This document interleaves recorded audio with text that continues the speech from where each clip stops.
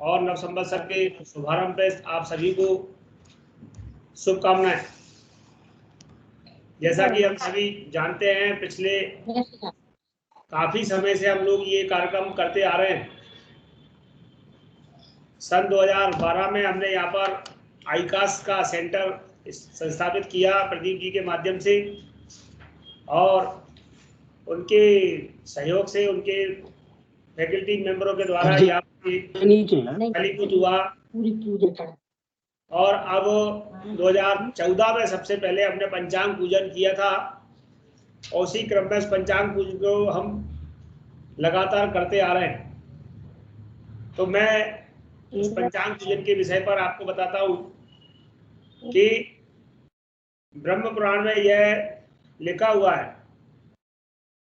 ब्रह्मांड पुराण में इस पंचांग पूजन का महत्व दिया गया है कि यह चैत्र शुक्ल प्रतिपदा को किया जाता है, और यदि चैत्र अधिक मास हो तो दूसरे चैत्र मास में इसे करना चाहिए।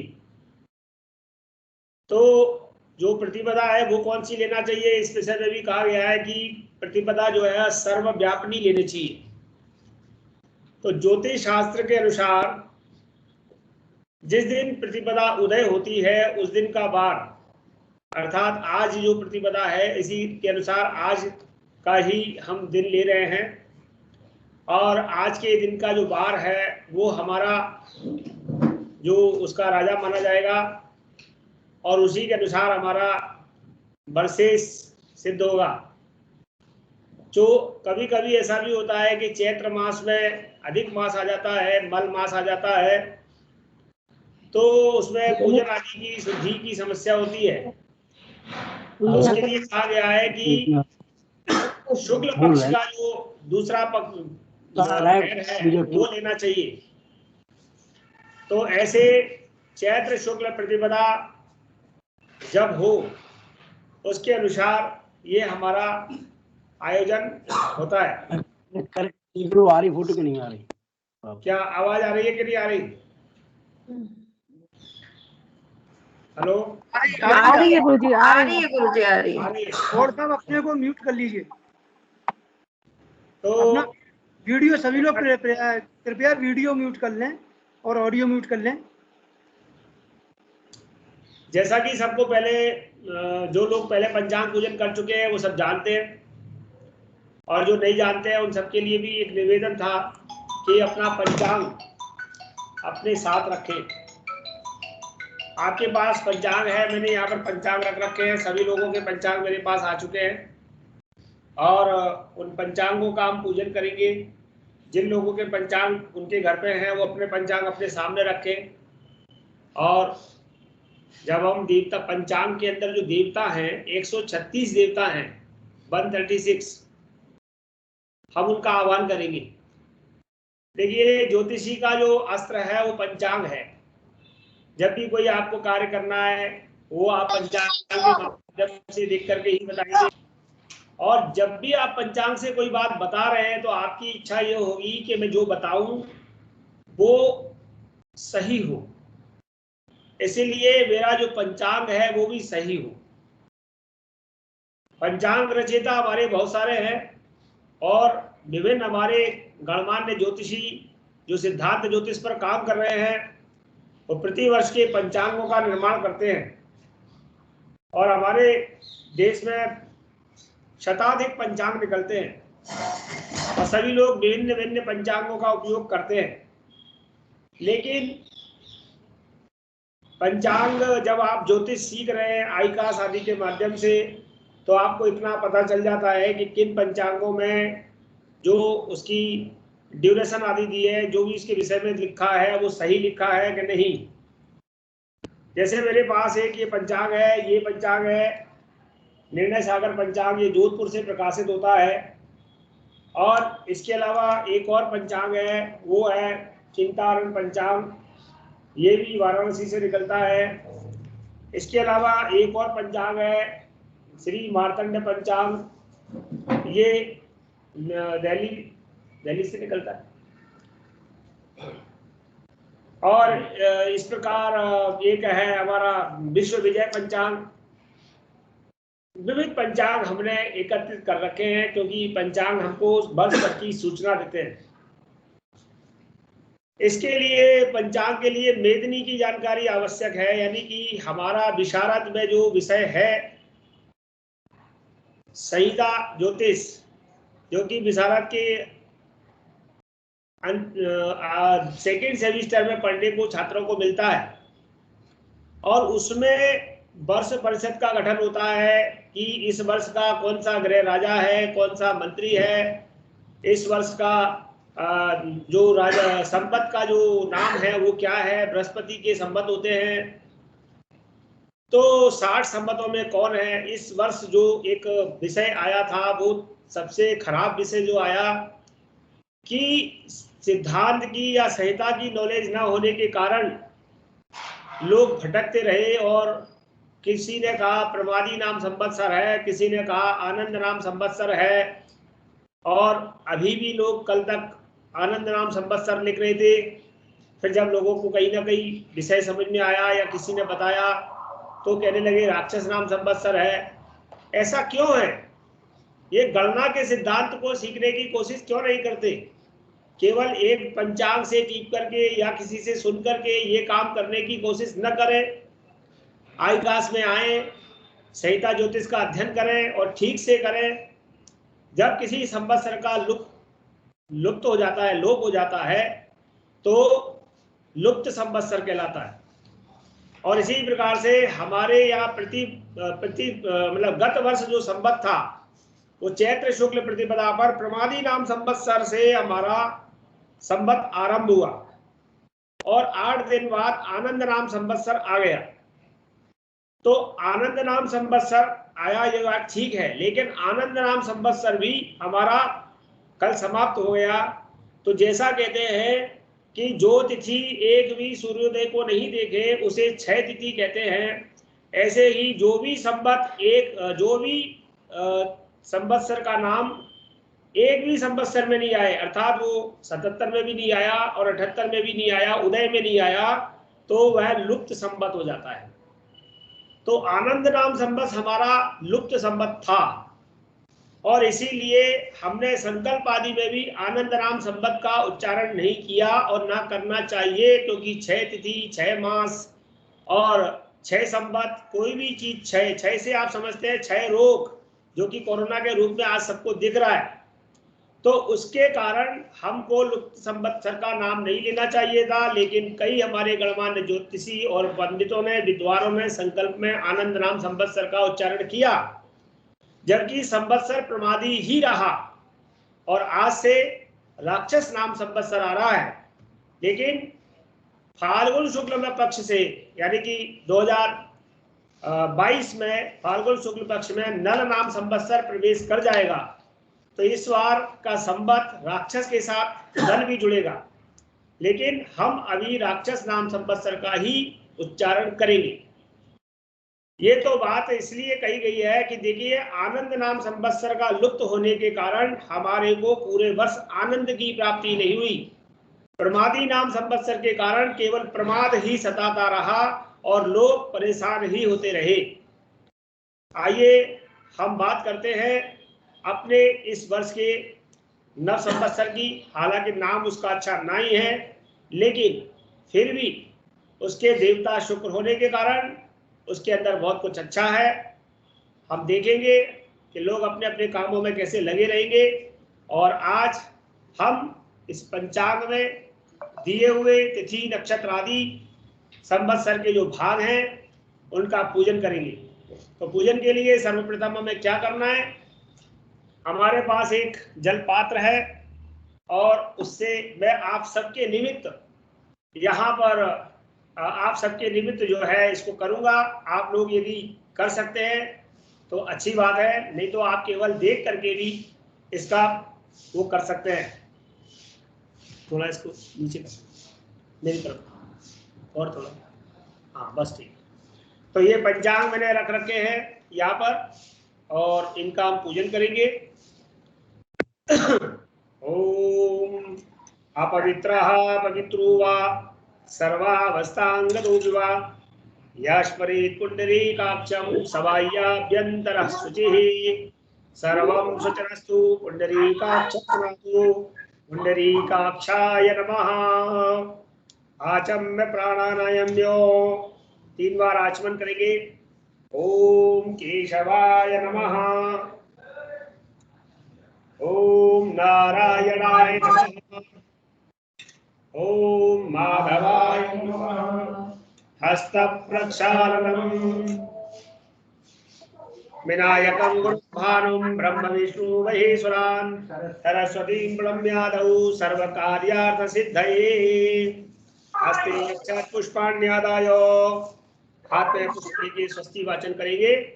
हरि ओम भूर्भुवः स्वाहा आनो भद्राः कृतभोजन्तो विश्वातो दब्धासो अपरीतास उद्भिदाः देवानो यथा सदविद्रिधे असन्न प्रायुः रक्षितारो दिवे दिवे देवानां भद्रा सोमतेरेजो यतान् देवानागुं सख्यमुपासे दीमा भयं देवान आयोः प्रतिरन्तु जीवासे तान् पूर्वयानि विदाहुवाहे भयं भगं मित्रमदितिं दक्षमस्तिषम् अर्जमणं वरुणगुं सोममश्विना सरस्वतीनाः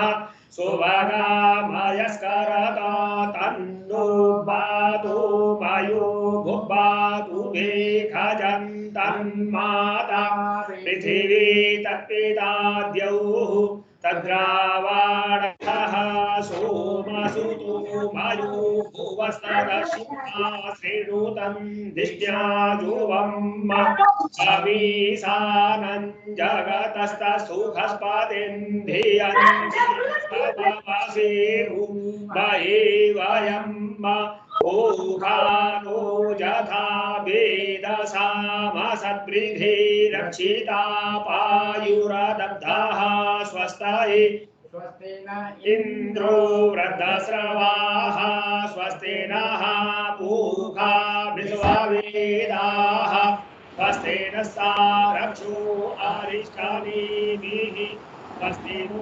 बृहस्पतिर्दधातु मारुताः वृष्टिमातरः सुभद्रावारो विनति पूजनयः अग्निजिह्वा मानवः सूरचक्षासु विश्वेनो देवा अवसागमन्निहं भद्रं कर्णेभिः शृणुयामदेवा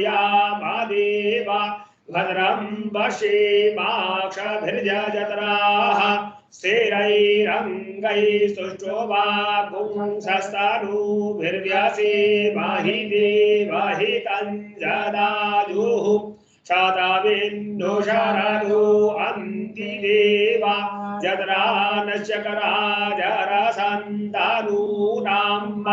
पुत्रासो यत्र पितरो भवन्ति भानु मध्यादिरेखता दुर्गन्तोः हृदयौरादितिरन्तरिक्षवादितिर्माता साविता सपुत्राः विश्वे देवा आदितिः पञ्चजना आदितिर्जातमदितिर्जानि त्वं द्यौः शान्तिरन्तरिक्षगुं शान्तिः पृथिवी शान्तिरापः शान्तिरोगधयः शान्तिः वरदपतयः शान्तिर्पृथिवी देवाः शान्ति ब्रह्म शान्तिः सर्वगुं शान्तिः शान्तिरेव शान्तिः सामा शान्तिरेधि यतो यतः समीहसे ततो नो अभयं कुरु शन्नः कुरु प्रजाभ्यो भयं नः पशुभ्यः। ओम शान्तिः शान्तिः शान्तिः सुशान्तिर्भवतु सर्वारिष्ट शान्तिर्भवतु। नमस्कारम, प्रार्थनाम, और हाथ जोड़े और प्रणाम करें, और बाकी लोग अपना वीडियो म्यूट करके रखें। ओम सुमुखस्य एकदन्तस्य कपिलो वज्रकर्णिकः लंबोदरस्य विकटो विघ्ननाशो विनायकः धूम्रकेतुर्गणाध्यक्षो भालचन्द्रो गजाननः द्वादशैतानि नामानि यः पठे शृणुयादपि विद्यारम्भे विभाये च प्रवेशे निर्गमे तथा संग्रामे संकटे चैव विघ्नस्तस्य न जायते। शुक्लाम्बरधरं देवं शशिवर्णं चतुर्भुजं प्रसन्नवदनं ध्यायेत् सर्वविघ्नोपशान्तये। अभीप्सितार्थसिद्ध्यर्थं पूजितो यः सुरासुरैः सर्वविघ्नहरस्तस्मै गणाधिपतये नमः। सर्वमंगलमांगल्ये शिवे सर्वार्थसाधिके शरण्ये त्र्यंबके गौरी नारायणी नमोस्तुते। सर्वदा सर्वकार्येषु नास्ति तेषाममङ्गलम् येषां हृदयस्थो भगवान् मङ्गलाय तनोहरिः। तदेव नगरं सुदिनं तदेव ताराबलं चन्द्रबलं विद्याबलं देवबलं तदेव लक्ष्मीपते देग्रयुगं स्मरामि।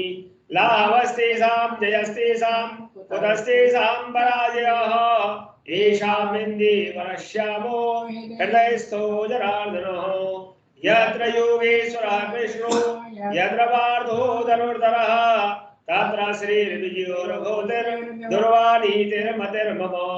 अनन्या सिद्ध्यन्तु मां ये जनाः पर्युपासते तेषां नित्याभियुक्तानां योगक्षेमं वहाम्यहम्।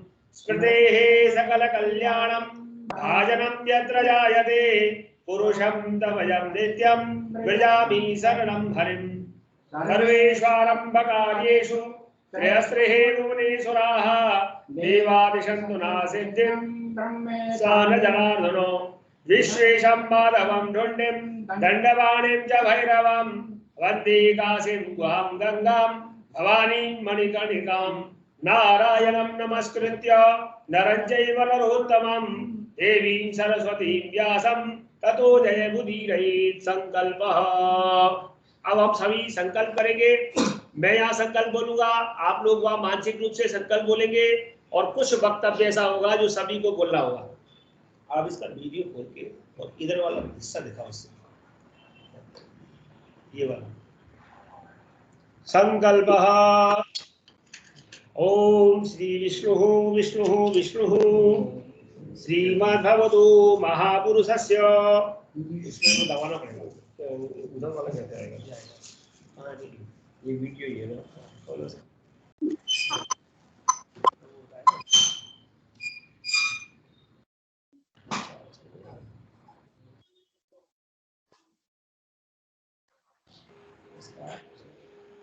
हमारे बीच में हमारे राष्ट्रीय अध्यक्ष श्री ए वी शुक्ला जी आ चुके हैं। मैं उनका अभिनंदन करता हूँ। गुरुवर प्रणाम। कल्याण मस्त भाई, कल्याण मस्त।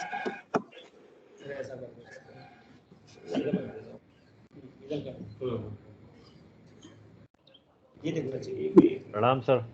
अब हम संकल्प। ये ओ प्रदीप जी की आवाज है। कैसे हैं? कृपा से कृपा है आपकी। आपकी आवाज अमिताभ बच्चन की आवाज सबसे अलग पहचानी जाती है। सर इसको तारीफ ले लेता हूँ मैं। मतलब कोई बुराई है क्या? मैं तो ये मैं तो अच्छा समझ के आ रहा था भाई। और कैसे चल रहा भाई? सब ठीक ठाक? जी सर, बढ़िया सर, बढ़िया। चलिए बढ़िया, दैट्स वेरी गुड। अब संकल्प करेंगे सब लोग। ओम श्री विष्णु विष्णु विष्णु श्रीमद्भगवतो महापुरुषस्य ज्येष्ठराज्ञा प्रवर्तमानस्य श्री ब्रह्मणोन्नी द्वितीय प्रार्थे श्री श्वेतवारः कल्पे वैवस्वतरे अष्टाविंशतितमे कलियुगे कलिप्रथमचरणे जम्बूद्वीपे भारतवर्षे भरतखंडे मध्य प्रदेशे, जो जहाँ बैठे हैं उस प्रदेश का नाम ले सकते हैं, स्थले औधावतारे अष्टसप्ततिः उत्तर द्विसहस्रतमे वर्षे रवि सायणे प्रशांतरितु महाकाली असाना भासुसे पुण्य पवित्रे मासे चैत्र मासे शुभे शुक्ल पक्षे अद्य परमं पुण्यं प्रतिपदायां तिथौ प्रतिपदायुतायां द्वितीयायां तिथौ यथा यथं नक्षत्र योग कर्ण लग्न मुहूर्त वर्तमाने एवं ग्रह गुणगण विशेषण विशिष्टायां शोभा पुण्यतिथौ अमुकामुक गोत्रः अमुकामुक नामा। हम सभी लोग अपना अपना गोत्र और नाम ले ले और फिर बोले मम सकुटुम्बस्य सपरिवारस्य स्वजन परिजन सहितस्य वा आयु आरोग्य ऐश्वर्य आदि सकल शुभ फल उत्तरोत्तर अभिवृद्ध्यर्थम ब्रह्मादि संवत्सर देवतानां पूजनम अहम करिष्ये। और यहाँ संकल्प रख दीजिए।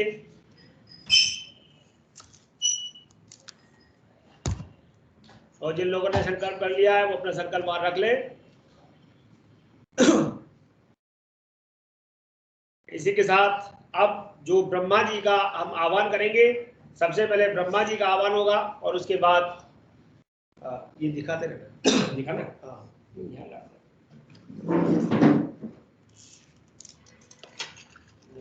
ओम ब्रह्मजत्यानं प्रथमं पुरस्ताद्विसीमतः सुरुचो वेन आवः साबुद्न्या उपमा अस्याविष्टाः सतश्च विवाह। ब्रह्मणे नमः। ब्रह्माणम् आवायामि स्थापयामि।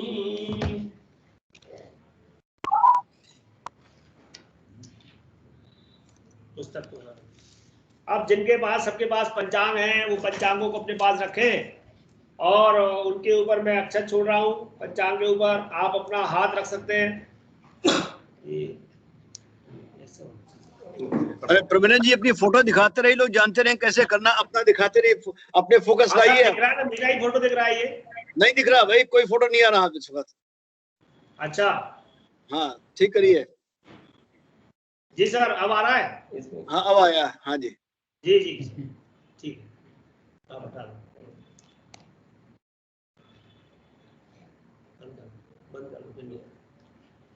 सर अब आ रहा है?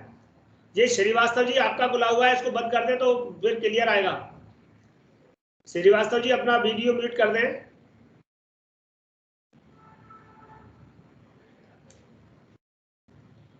तो हम ब्रह्मादि देवताओं का आह्वान करेंगे और उनका आह्वान करने के लिए ये सर आप लिख लो। हाँ आप छोड़ते जाइएगा। जो 136 देवता हैं हमारे पंचांग के, उनका आह्वान यहाँ पर पंचांग पर कर रहे हैं। ओम कालाय नमः आवायामि स्थापयामि। आवायामि स्थापयामि का प्रयोग करें। ओम निमेषाय नमः आवाहयामि स्थापयामि। ओम तृट्यै नमः आवाहयामि स्थापयामि। ओम लवाय नमः आवाहयामि स्थापयामि। ओम क्षणाय नमः आवाहयामि स्थापयामि। ओम काष्ठायै नमः आवाहयामि स्थापयामि। ओम सुषुम्नायै नमः आवाहयामि स्थापयामि। ओम नाड़िकायै नमः आवाहयामि स्थापयामि। ओम मुहूर्ताय नमः आवाहयामि स्थापयामि। ओम निशाभ्यः नमः आवाहयामि स्थापयामि। ओम पुण्यदिवसेभ्यः नमः आवाहयामि स्थापयामि। ओम पक्षाभ्यां नमः आवाहयामि स्थापयामि। ओम मासेभ्यः नमः आवाहयामि स्थापयामि। ओम षडऋतुभ्यः नमः आवाहयामि स्थापयामि। ओम अयनाभ्यां नमः आवाहयामि स्थापयामि। ओम संवत्सर परिवत्सर इदवसर अनुवत्सरेभ्यो नमः। आवाहयामि स्थापयामि। ओम कृतयुगादिभ्यो नमः। आवाहयामि स्थापयामि। ओम नवग्रेभ्यो नमः। आवाहयामि स्थापयामि। ओम अष्टाविंशति योगेभ्यः नमः। आवाहयामि स्थापयामि। ओम द्वादश राशिभ्यो नमः। आवाहयामि स्थापयामि। ओम करणेभ्यः नमः। आवाहयामि स्थापयामि। ओम व्यतिपादेभ्यः नमः। आवाहयामि स्थापयामि। ओम प्रतिवर्षाधिपेभ्यः नमः। आवाहयामि स्थापयामि। ओम विज्ञातेभ्यः नमः। आवाहयामि स्थापयामि। ओम शानुयात्रकुलनागेभ्यः नमः। आवाहयामि स्थापयामि। ओम चतुर्दश मनुभ्यः नमः। आवाहयामि स्थापयामि। ओम पंचपुरंदरेभ्यः नमः। आवाहयामि स्थापयामि। ओम दक्षकन्याभ्यः नमः। आवाहयामि स्थापयामि। ओम देव्यै नमः। आवाहयामि स्थापयामि। ओम सुभद्रायै नमः। आवाहयामि स्थापयामि। ओम जयायै नमः। आवाहयामि स्थापयामि। ओम भृगुशास्त्राय नमः। आवाहयामि स्थापयामि। ओम सर्वास्रजनकाय नमः। आवाहयामि स्थापयामि। ओम बहुपुत्र पत्नी सहिताय नमः। आवाहयामि स्थापयामि। ओम वृद्ध्यै नमः। आवाहयामि स्थापयामि। ओम रिद्ध्यै नमः। आवाहयामि स्थापयामि। ओम निद्रायै नमः। आवाहयामि स्थापयामि। ओम धनदाय नमः। आवाहयामि स्थापयामि। ओम गुह्यक स्वामिने नमः। आवाहयामि स्थापयामि। ओम नलकूवर यक्षेभ्यः नमः। आवाहयामि स्थापयामि। ओम शंखपद्मनिभ्यां नमः। आवाहयामि स्थापयामि। ओम भद्रकाल्यै नमः। आवाहयामि स्थापयामि। ओम सुरभ्यै नमः। आवाहयामि स्थापयामि। ओम वेद वेदांत वेदांत विद्या संस्थाभ्यः नमः। आवाहयामि स्थापयामि। ओम नाग यक्ष सुप्रणेभ्यः नमः। आवाहयामि स्थापयामि। ओम गरुडाय नमः। आवाहयामि स्थापयामि। ओम अरुणाय नमः। आवाहयामि स्थापयामि। ओम सप्तदीपेभ्यः नमः। आवाहयामि स्थापयामि। ओम सप्त समुद्रेभ्यः नमः। आवाहयामि स्थापयामि। ओम सागरेभ्यः नमः। आवाहयामि स्थापयामि। ओम उत्तर कुरुभ्यः नमः। आवाहयामि स्थापयामि। ओम ऐरावताय नमः। आवाहयामि स्थापयामि। ओम भद्राश्वकेतुमालाय नमः। आवाहयामि स्थापयामि। ओम इलावृताय नमः। आवाहयामि स्थापयामि। ओम हरिवर्षाय नमः। आवाहयामि स्थापयामि। ओम किंपुरुषेभ्यः नमः। आवाहयामि स्थापयामि। ओम भारताय नमः। आवाहयामि स्थापयामि। ओम नवखंडेभ्यः नमः। आवाहयामि स्थापयामि। ओम सप्तपालेभ्यः ओम सप्तपातालेभ्यः नमः। आवाहयामि स्थापयामि। ओम सप्तनरकेभ्यः नमः। आवाहयामि स्थापयामि। ओम कालाग्नि रुद्रशेषेभ्यः नमः। आवाहयामि स्थापयामि। ओम हरये नमः। आवाहयामि स्थापयामि। ओम हरये क्रोडरूपिणे नमः। आवाहयामि स्थापयामि। ओम सप्तलोकेभ्यः नमः। आवाहयामि स्थापयामि। ओम पंचमहाभूतेभ्यः नमः। आवाहयामि स्थापयामि। ओम तमसे नमः। आवाहयामि स्थापयामि। ओम तमः प्रकृत्यै नमः। आवाहयामि स्थापयामि। ओम रजसे नमः। आवाहयामि स्थापयामि। ओम रज प्रकृत्यै नमः। आवाहयामि स्थापयामि। ओम प्रकृतये नमः। आवाहयामि स्थापयामि। ओम पुरुषाय नमः। आवाहयामि स्थापयामि। ओम अभिमानाय नमः। आवाहयामि स्थापयामि। ओम अव्यक्तमूर्तये नमः। आवाहयामि स्थापयामि। ओम हिम प्रमुख पर्वतेभ्यः नमः। आवाहयामि स्थापयामि। ओम पुराणेभ्यः नमः। आवाहयामि स्थापयामि। ओम गंगादि सप्तनदीभ्यः नमः। आवाहयामि स्थापयामि। ओम सप्तमुनिभ्यः नमः। आवाहयामि स्थापयामि। ओम पुष्करादि तीर्थेभ्यः नमः। आवाहयामि स्थापयामि। ओम वितस्तादि निमग्नाभ्यः नमः। आवायामि स्थापयामि ओम चतुर्दश दीर्घाभ्यः नमः। आवायामि स्थापयामि ओम धारणीभ्यः नमः। आवायामि स्थापयामि ओम धात्रीभ्यः नमः। आवायामि स्थापयामि ओम विधात्रीभ्यः नमः। आवायामि स्थापयामि ओम छंदोभ्यः नमः। आवायामि स्थापयामि ओम सुरभ्यै रावणाभ्यां नमः। आवायामि स्थापयामि ओम उच्चैः श्रवसे नमः। आवायामि स्थापयामि ओम ध्रुवाय नमः। आवायामि स्थापयामि ओम धनवंतरये नमः। आवायामि स्थापयामि ओम शस्त्रास्त्राभ्यां नमः। आवायामि स्थापयामि ओम विनायक कुमाराभ्यां नमः। आवायामि स्थापयामि ओम विघ्नेभ्यः नमः। आवायामि स्थापयामि ओम शाखाय नमः। आवायामि स्थापयामि ओम विशाखाय नमः। आवायामि स्थापयामि ओम नेगदेयाय नमः। आवायामि स्थापयामि ओम ऋतिभ्यः नमः। आवायामि स्थापयामि ओम स्कंदगृहेभ्यः नमः।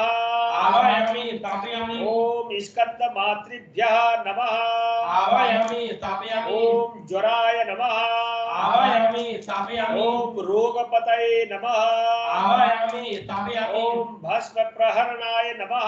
आवायामि स्थापयामि ओम ऋतुभ्यः नमः। आवायामि स्थापयामि ओम बालखिल्याय नमः। आवायामि स्थापयामि ओम काश्यपाय नमः। आवायामि स्थापयामि ओम अगस्त्ये नमः। आवायामि स्थापयामि ओम नारदाय नमः।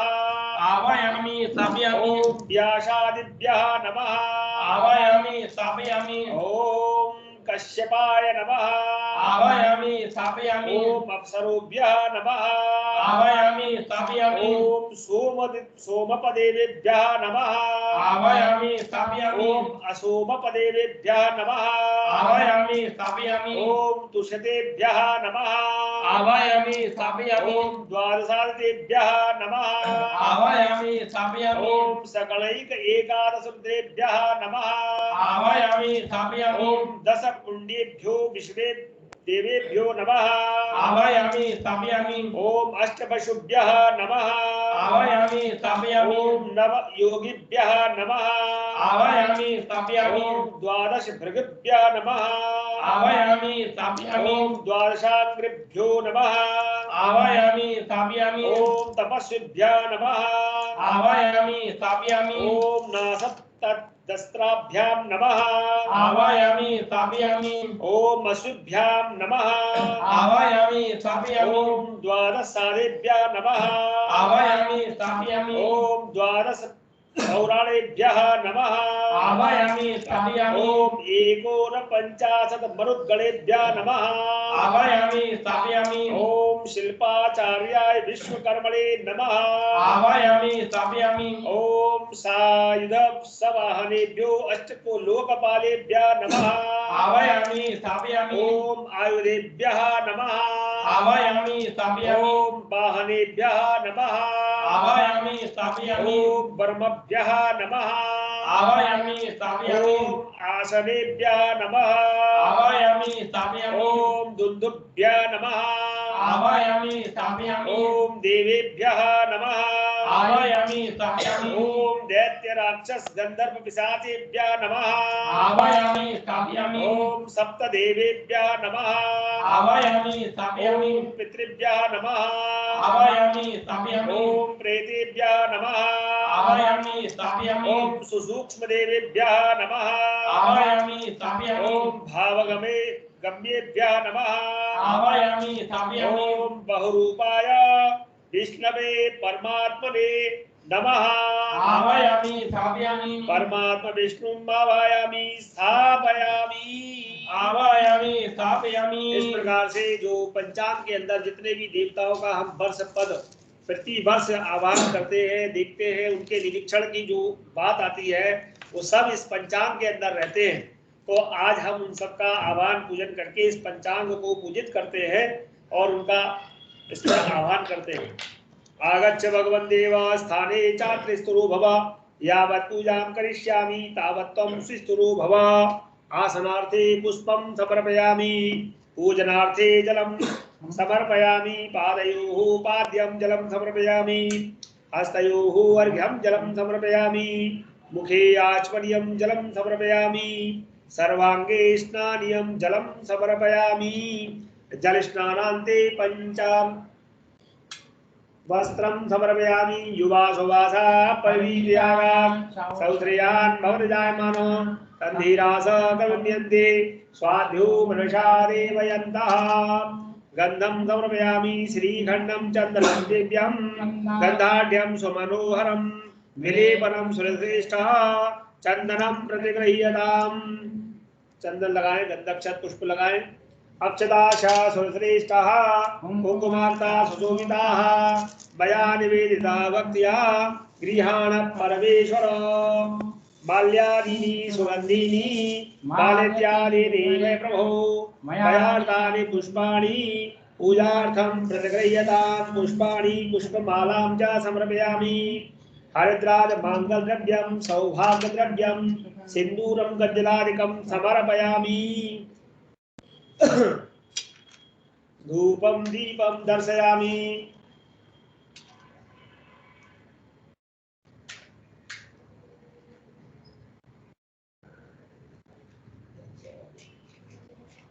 स्वादिष्ठाया मदिष्ठाया पवस्वसु मधाराया इंद्राय पादवे सुतः। दीपं दर्शयामि, धूपमाग्रापयामि, धूपं दीपं दर्शयामि। नैवेद्यं पुरतो निधाय नाभ्या आसीदन्तरिक्षपुं श्रीश्रोर्द्यौः समवर्तत पद्भ्यां भूमनिदिशाः श्रोत्रास्तथा लोकानगर्भयन्। पूजायाः सात्पुण्यार्थे द्रव्यदक्षिणां समर्पयामि। शेषोपचारार्थे नमस्करोमि। नमोऽस्तनन्ताय सहस्रमूर्तये सहस्रपादाक्षिशुरोर्बाहवे सहस्रनाम्ने पुरुषाय शाश्वते सहस्रकोटियुगधारणे नमः। पंचांग अधिष्ठित देवताभ्यो नमः। नमस्कारम प्रार्थना एक बार सभी लोग ध्यान से प्रार्थना करेंगे और बोल सकते हैं तो बोलेंगे। भगवस्त्वत् प्रसादेन वर्षम क्षेमं महास्तु मे संवत्सरोप सर्गा मे विलयम यान्तु शेषतः। इस प्रकार प्रार्थना करके कि सभी देवता संवत्सर के देवता जिनका हमने आह्वान किया वो उस पंचांग में आकर के हमारी सदैव ज्योतिष कार्य में रक्षा करें और जो भी हम ज्योतिष कार्य वर्ष पर्यंत करने वाले हैं उसमें सदैव हमारा सहयोग करें और हमारे वाणी से सदैव अच्छे अच्छे बात वचन लोगों के लिए बुलवाए। सर्वजन हिताय सर्वजन सुखाय, सभी के सुख की कामना से हम इस पंचांग का प्रयोग करें और अपने किसी भी स्वार्थ के लिए हम इसका प्रयोग न करें। लोगों के हित में हम आपका प्रयोग करें, ऐसा ध्यान पूजन करते हुए निवेदन करते हैं। कृतेन अनेन पूजनेन पंचांग अधिष्ठित देवताः प्रियन्तान् न मम। 3 बार बोल देंगे। ओम विष्णवे नमः, ओम विष्णवे नमः, ओम विष्णवे नमः। बोलो लक्ष्मी नारायण भगवान की जय। ये पंचांग पूजन का कार्यक्रम संपन्न हुआ। अब अगला कार्यक्रम के लिए किशोर चतुर्वेदी जी आप स्वीकार करें। जय गणपति जी। जय गणपति जी। पंचांग पूजन पश्चात आज के इस विशेष पर्व पर जिस समय हमारा नया वर्ष यानी कि संवत्सर प्रारंभ हुआ है, इसका वैदिक इतिहास और महत्व और इसका मंत्रिमंडल गठन के बारे में मैं आगे बताने जा रहा हूँ।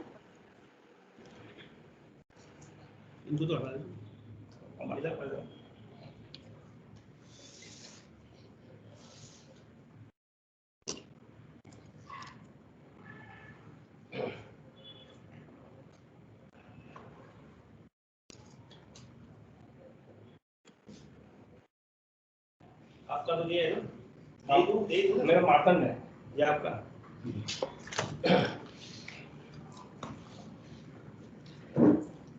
नहीं गुरुजी स्क्रीन दिख रही है, गुरुजी स्क्रीन दिख रही है देख रही है जी।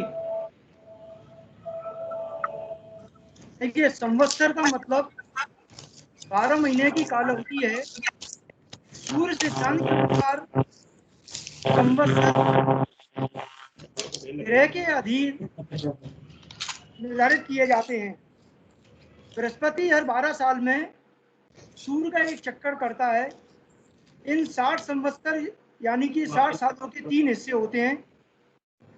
संवत्सर के पहले हिस्से को हम ब्रह्मा जी से जोड़ते हैं, इससे ब्रह्म विशंति कहते हैं।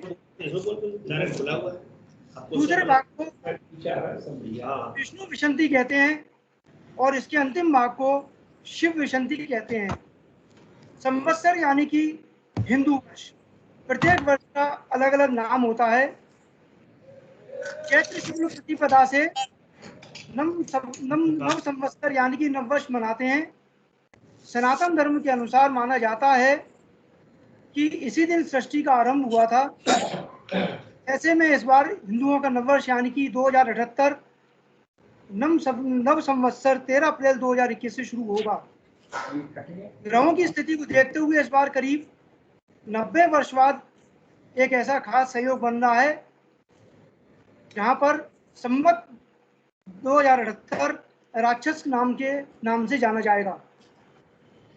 दरअसल हिंदू ग्रंथों में 60 संवत्सरों का उल्लेख किया गया है जो क्रमवार चलते हैं। संवत 2078 राक्षस नाम से जाना जाएगा। निर्णय सिंधु के संवत्सर प्रकरण में यह उल्लेख किया गया है कि संवत्सर क्रमानुसार चलते हैं। 89 वर्ष का प्रमादी संवत्सर अपना पूरा वर्ष व्यतीत नहीं कर पाया, जिसके चलते इसे अपूर्ण संवत्सर के नाम से जाना जाएगा। 90 वर्ष में पड़ने वाला संवत्सर विलुप्त नाम का संवत्सर आनंद का उच्चारण नहीं किया जाएगा। भारत में सांस्कृतिक विविधता के कारण अनेक काल गणनाएं प्रचलित हैं, जिसमें से विक्रम संवत, शक संवत, हिजरी सन, ईसवी सन, वीर निर्वाण संवत, बग संवत आदि हैं। इस बार 13 अप्रैल 2021 से विक्रम संवत 2078 शुरू हो जाएगा। इस प्रकार हिंदू समाज के लिए नववर्ष 13 अप्रैल 2021 को मंगलवार के दिन प्रारंभ हो रहा है। संवत्सर प्रतिपदा तथा विषुवत संक्रांति दोनों एक ही दिन 31 गते चैत्र 13 अप्रैल को ही हो रही है। यह विचित्र परिस्थिति 90 सालों से अधिक समय के बाद हो रही है। मुहूर्त चिंतामणि के शुभाशुभ प्रकरण में श्लोक संख्या 53 में भी इस बात का उल्लेख किया गया है कि बृहस्पति मेष, वृष, कुंभ, मीन राशि को छोड़कर अन्य राशियों में तीव्र गति से सौरमंडल में विचरण करते हैं, जिस कारण संवत्सर प्रतिपदा व विष्णुवत संक्रांति एक साथ पड़ती है। इस तिथि को कुछ ऐसे अन्य कार्य भी संपन्न हुए हैं जिनसे दिवस और भी विशेष हो गया है, जैसे श्री राम और युधिष्ठिर का राज्याभिषेक, माँ दुर्गा की साधना के लिए चैत्र नवरात्रि का प्रथम दिवस आदि। इन सभी विशेष कारणों से चैत्र मास की शुक्ल पक्ष की प्रतिपदा का दिन विशेष बन जाता है। जब हम संवत्सर के देश काल आदि पर वर्ष में पड़ने वाले फलित आदि की चर्चा करते हैं तो हमें हमारे पूर्वजों द्वारा रचित कई मुहावरे और लोकोक्तियां, जिसमें विशेष तौर पर मौसम, कृषि आदि का पूर्व अनुमान लगाया जाता है, उसके बारे में बताया गया है। तो इन लोकोक्तियों के बारे में हमारे सहपाठी श्री साजन शुक्ला जी को मैं आमंत्रित करूंगा कि वे आएं और इन लोकोक्तियों के बारे में हम सबको अवगत कराएं। श्री साजन शुक्ला जी। तो नमस्कार। मैंने इस नव संवत्सर के ऊपर जो बोलना चाहा है थोड़ा सा विषय से हटके है। हमारे एक प्रख्यात ज्योतिषी हुए हैं घाघ भट्टरी। वो जन्मजात उनमें प्रतिभा थी, लेकिन उन्होंने अपना पूरा जीवन और अपना ज्योतिष का ज्ञान कृषि से जुड़े हुए लोगों के लिए कर दिया था। उन्होंने अपने ज्योतिष ज्ञान को स्थानीय भाषा में दोहों चौपाइयों के हिसाब से बोला था और आज भी उसका उपयोग हो रहा है। मैं चंद उनके लोकोक्तियां बोल रहा हूं। उन्होंने जो, हालांकि उन्होंने बहुत सारी चीजें केवल तिथि वार नक्षत्र के माध्यम से कहा था, कई चीजें ऐसी कही कि इस दिन बादल बरसेगा तो आगे इतने दिन रहेगा, इस दिन होगा तो टिड्डी आएगी, लेकिन मैं जो बोल रहा हूं वो आप लोग पंचांग में देख सकते हैं, केवल वही चीज गिन के बोल रहा हूं। पहला, सावन कृष्ण पक्ष में देखो, तुला का मंगल होए विषेको, कर्क राशि पर गुरु जो जावे, सिंह राशि में शुक्र सुहावे, लाल सलोखे आसे दूर, कहूं न उपजे सातों तूर।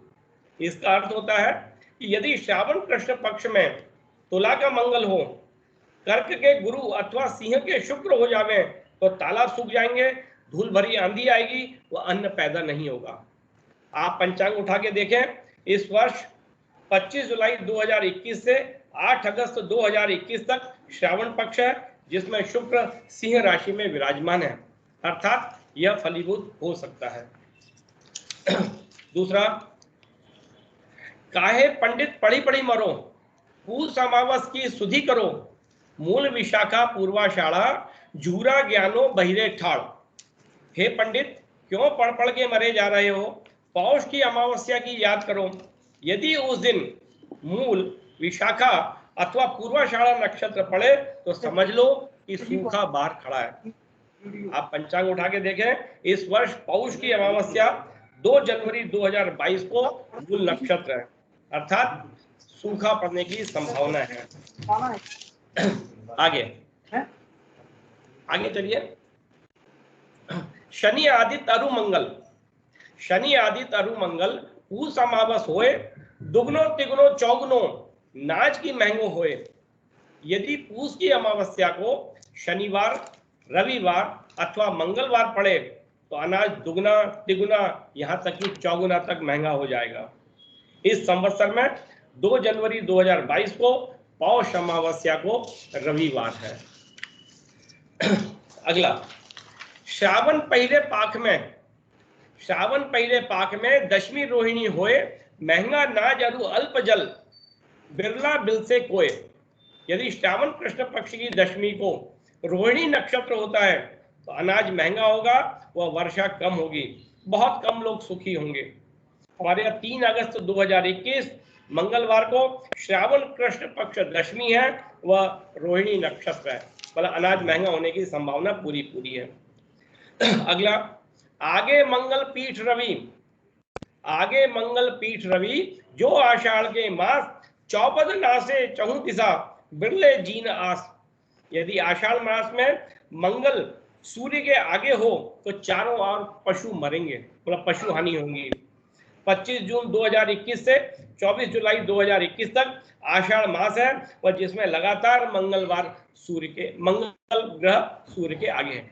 मैं यहीं विराम लेता हूं, धन्यवाद। संवत्सर की रचना के बाद आकाशीय मंडल द्वारा संवत्सर के मंत्रिमंडल का गठन हो जाता है। इस मंत्रिमंडल में राजा, मंत्री और कई प्रकार के विभाग अनुसार मंत्री बनाए जाते हैं। वर्ष में राजा कौन होगा, क्या फल होगा, इसके बारे में अब मैं डॉक्टर रविंद्र पाठक जी को आमंत्रित करता हूं कि वे अपने को अनम्यूट करके राजा के बारे में बताएं। आदरणीय समस्त गुरुजनों को मेरा प्रणाम एवं सभी विद्वजनों को नमस्कार। जैसा कि अभी सर ने बतलाया है कि आज हम बात कर रहे हैं राजा मंगल पे। चूंकि आज प्रथम दिवस है, मंगलवार है, तो अब इस वर्ष का संवत्सर का जो राजा है वो मंगल है।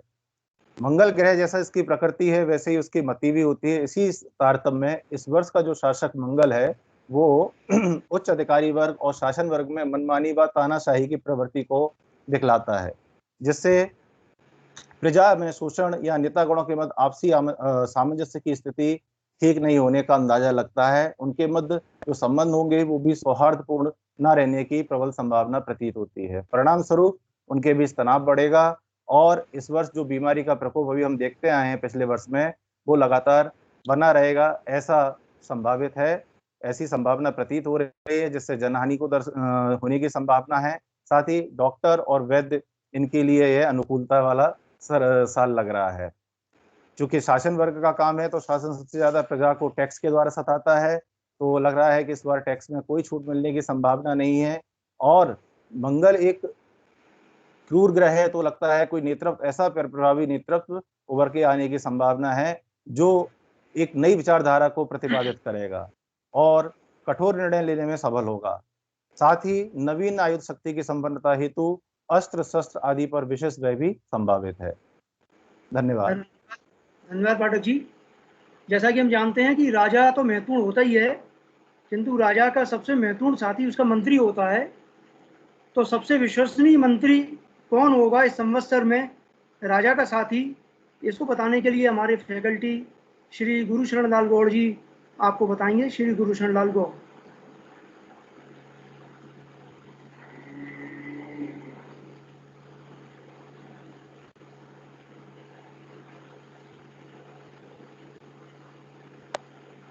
सभी विद्वान जनों को, सभी साथियों को इस नव संवत्सर पर शुभकामनाएं।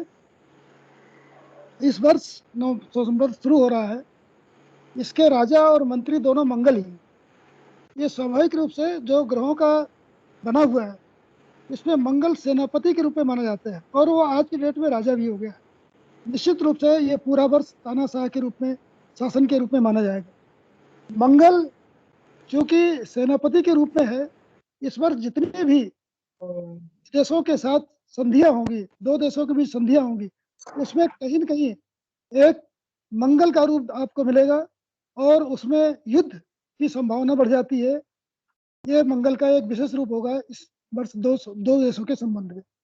जितनी मंगल से संबंधित सोना या अन्य वस्तुएं हैं जो मंगल के रंग के रूप में है, उनमें वृद्धि रहेगी, उसमें महंगाई बढ़ेगी। गुरु चूंकि इस साल धनेश है, तो गुरु का जो व्यय होगा, गुरु तो अच्छी राशि है, वो व्यय होगा, अच्छे निर्णय भी करेगा, लेकिन उसका व्यय क्योंकि मंत्री की सलाह से होगा और राजा भी मंत्री है, तो वो व्यय कहीं न कहीं ऐसी जगह व्यय होगा कि वो शक्तियाँ ऐसी जगह काम करेंगी जहाँ शस्त्र, आग, जमी या इन सब चीज़ों में इस तरीका का व्यय होगा और पूरे देश में, यूँ कहे कि पूरे विश्व में उथल पुथल की स्थिति बनी रहेगी। इस बार मंगल का जो सवारी है, वृष की सवारी के कारण जो ऐसे क्षेत्र है, पहाड़ी क्षेत्र है, वहाँ भारी वर्षा की संभावना हो सकती है, लेकिन अन्य स्थानों पर बहुत संभावना कम होगी। और ये रोग जो है वो मंगल के कारण अति ऐसा रूप लेगा जिसकी नियति ऐसी होगी, कंट्रोल के बाहर होता जाएगा। यह मैं सूक्ष्म विवेचन करके अपना समय समाप्त करता हूँ। धन्यवाद गौड़ साहब। किसी भी देश की रीढ़ की हड्डी उसके किसान होते हैं और किसान का पूरा सहारा उसकी फसल होती है। तो फसल कैसी होगी इस संवत्सर के द्वारा हम जानने की कोशिश करेंगे। तो सचेश और धानेश के बारे में श्रीमती अलका दमन आपको बताएंगी। मैं आमंत्रित कर रहा हूँ श्रीमती अलका दमन को कि वे सचेश और धानेश के बारे में हम सभी को बताएं। श्रीमती अलका दमन। जय गणपति की सभी गुरुजनों को प्रणाम और नव संवत्सर की सबको शुभकामनाएं। निर्णय कर्क संक्रांति के समय का वारिश सशेष पद पर प्रतिष्ठित होता है। संस्कृत शब्द सस्य से सशेष बना है। सस्य का अर्थ होता है कृषि, उपज, पुष्प आदि। कर्क संक्रांति में सूर्य दक्षिणायन होते हैं। इस बार कर्क संक्रांति 16 जुलाई शुक्रवार को है, अर्थात शुक्र इस साल के सशेष होने के कारण वर्षा अच्छी होगी, जिससे फसल अच्छी होगी, समृद्धि आएगी, स्वास्थ्य लाभ होगा तथा राष्ट्रों के बीच मधुर संबंध होंगे। इसके बाद धानेश। धनु संक्रांति के समय का वारिश धानेश पद पर प्रतिष्ठित होता है। इस बार धनु संक्रांति 15 दिसंबर बुधवार को है, अर्थात धानेश के पद पर धानेश का पद बुध को प्राप्त हुआ है, जिससे खरीफ की फसल की अपेक्षा रबी की फसल की पैदावार कम हो सकती है। बुध धानेश होता रस पदार्थों के बाजार तेज रहते हैं। जय गणपति की। जय गणपति की। जैसा कि आपने देखा कि कृषि प्रधान और कृषि के बारे में क्या फलित किया जा सकता है, देश के लिए जिस तरह से कृषि जरूरी है, ठीक उसी तरह से उसकी आर्थिक स्थिति के लिए मुद्रा कोष की बहुत अधिक आवश्यकता है। मुद्रा कोष को संभालने के लिए धनेश और फलेश के बारे में आगे बताने के लिए मैं आमंत्रित कर रहा हूँ श्रीमती भावना शुक्ला जी को कि वे आएं और धनेश और फलेश के बारे में हम सबको बताएं। श्रीमती भावना शुक्ला जी।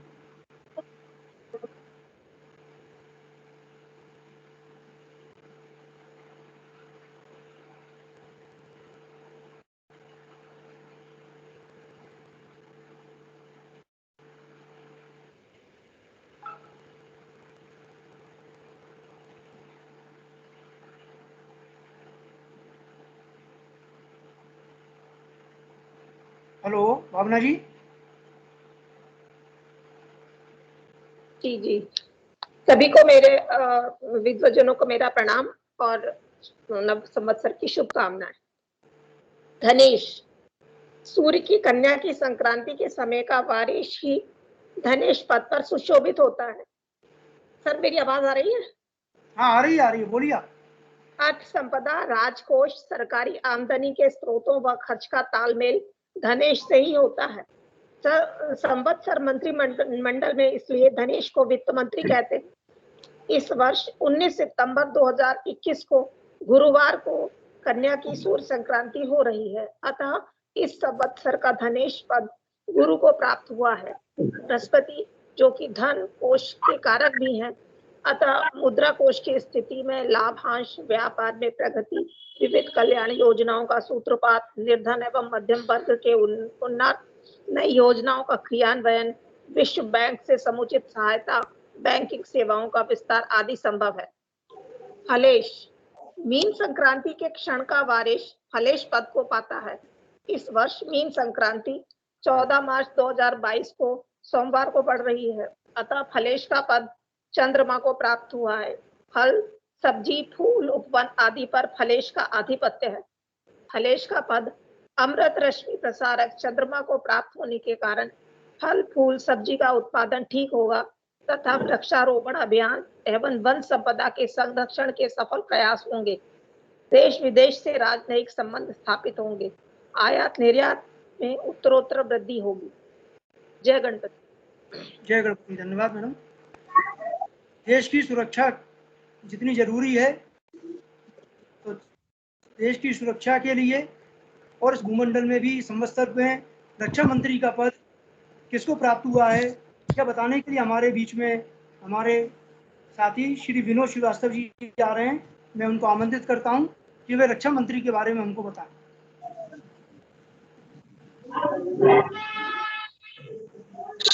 सभी गुरुजनों को सादर चरण वंदन एवं नववर्ष की सभी को शुभकामनाएं। संवत्सर के भीतर घटित होने वाली विभिन्न संक्रांतियों एवं कुछ खास दिनों के आधार पर वर्ष भर शासन चलाने हेतु 10 अधिकारियों का निश्चय किया जाता है। ये 10 अधिकारी आकाशीय मंत्रिपरिषद के उच्च अधिकार प्राप्त मंत्री समझे जा सकते हैं तथा इनका कार्य काल 1 वर्ष के लिए होता है। जिस तरह ताजिक मतानुसार जातक के प्रत्येक वर्ष में एक ग्रह वर्षेश कहा जाता है, उसी तरह इनमें एक प्रधान शासक, राजा, सम्राट या वर्षेश होता है। यह सर्वाधिक क्षमता व अधिकार प्राप्त सार्वभौम सत्ताधारी है। वरिष्ठता क्रम में दूसरे क्रम पर आने वाला ग्रह प्रधानमंत्री जैसी शक्ति रखता है। शेष 8 विभिन्न विभागों के कैबिनेट मंत्री की हैसियत से वर्षभर कार्य करते हैं। इसी मंत्रिमंडल में एक मंत्री दुर्गेश भी होते हैं। सिंह संक्रांति के दिन जो वार होता है उसके स्वामी को दुर्गेश के पद पर नियुक्त किया जाता है। सूर्य 16/8/21 को 25:16 पर सिंह राशि में प्रवेश करेंगे। 16/8/21 को सोमवार रहेगा, अतः सोमवार के स्वामी चंद्रमा दुर्गेश के पद पर नियुक्त होंगे। दुर्गेश के रूप में चंद्रमा इस वर्ष निम्न फल प्रदान कर सकते हैं। शासक वर्ग नीति पूर्वक शासन करेगा, जनता विलासी होगी, ईख तथा घी दूध पर्याप्त मात्रा में उपलब्ध रहेगा, निरोगता रहेगी और उच्च पदासीन वर्ग में संघर्ष भी रहेगा। गणमान्य लोगों का मान सम्मान बना रहेगा, आम जनों का जीवन स्तर उन्नत होगा, वन जंगल संपदा का विकास होगा, वृक्षारोपण में विशेष गति एवं विविध फल फूलों के उत्पादन में उन्नति होगी। देश विदेश से राजनयिक संबंध अच्छे होंगे तथा आयात निर्यात का प्रारूप अनुकूल बनेगा। धन्यवाद। धन्यवाद।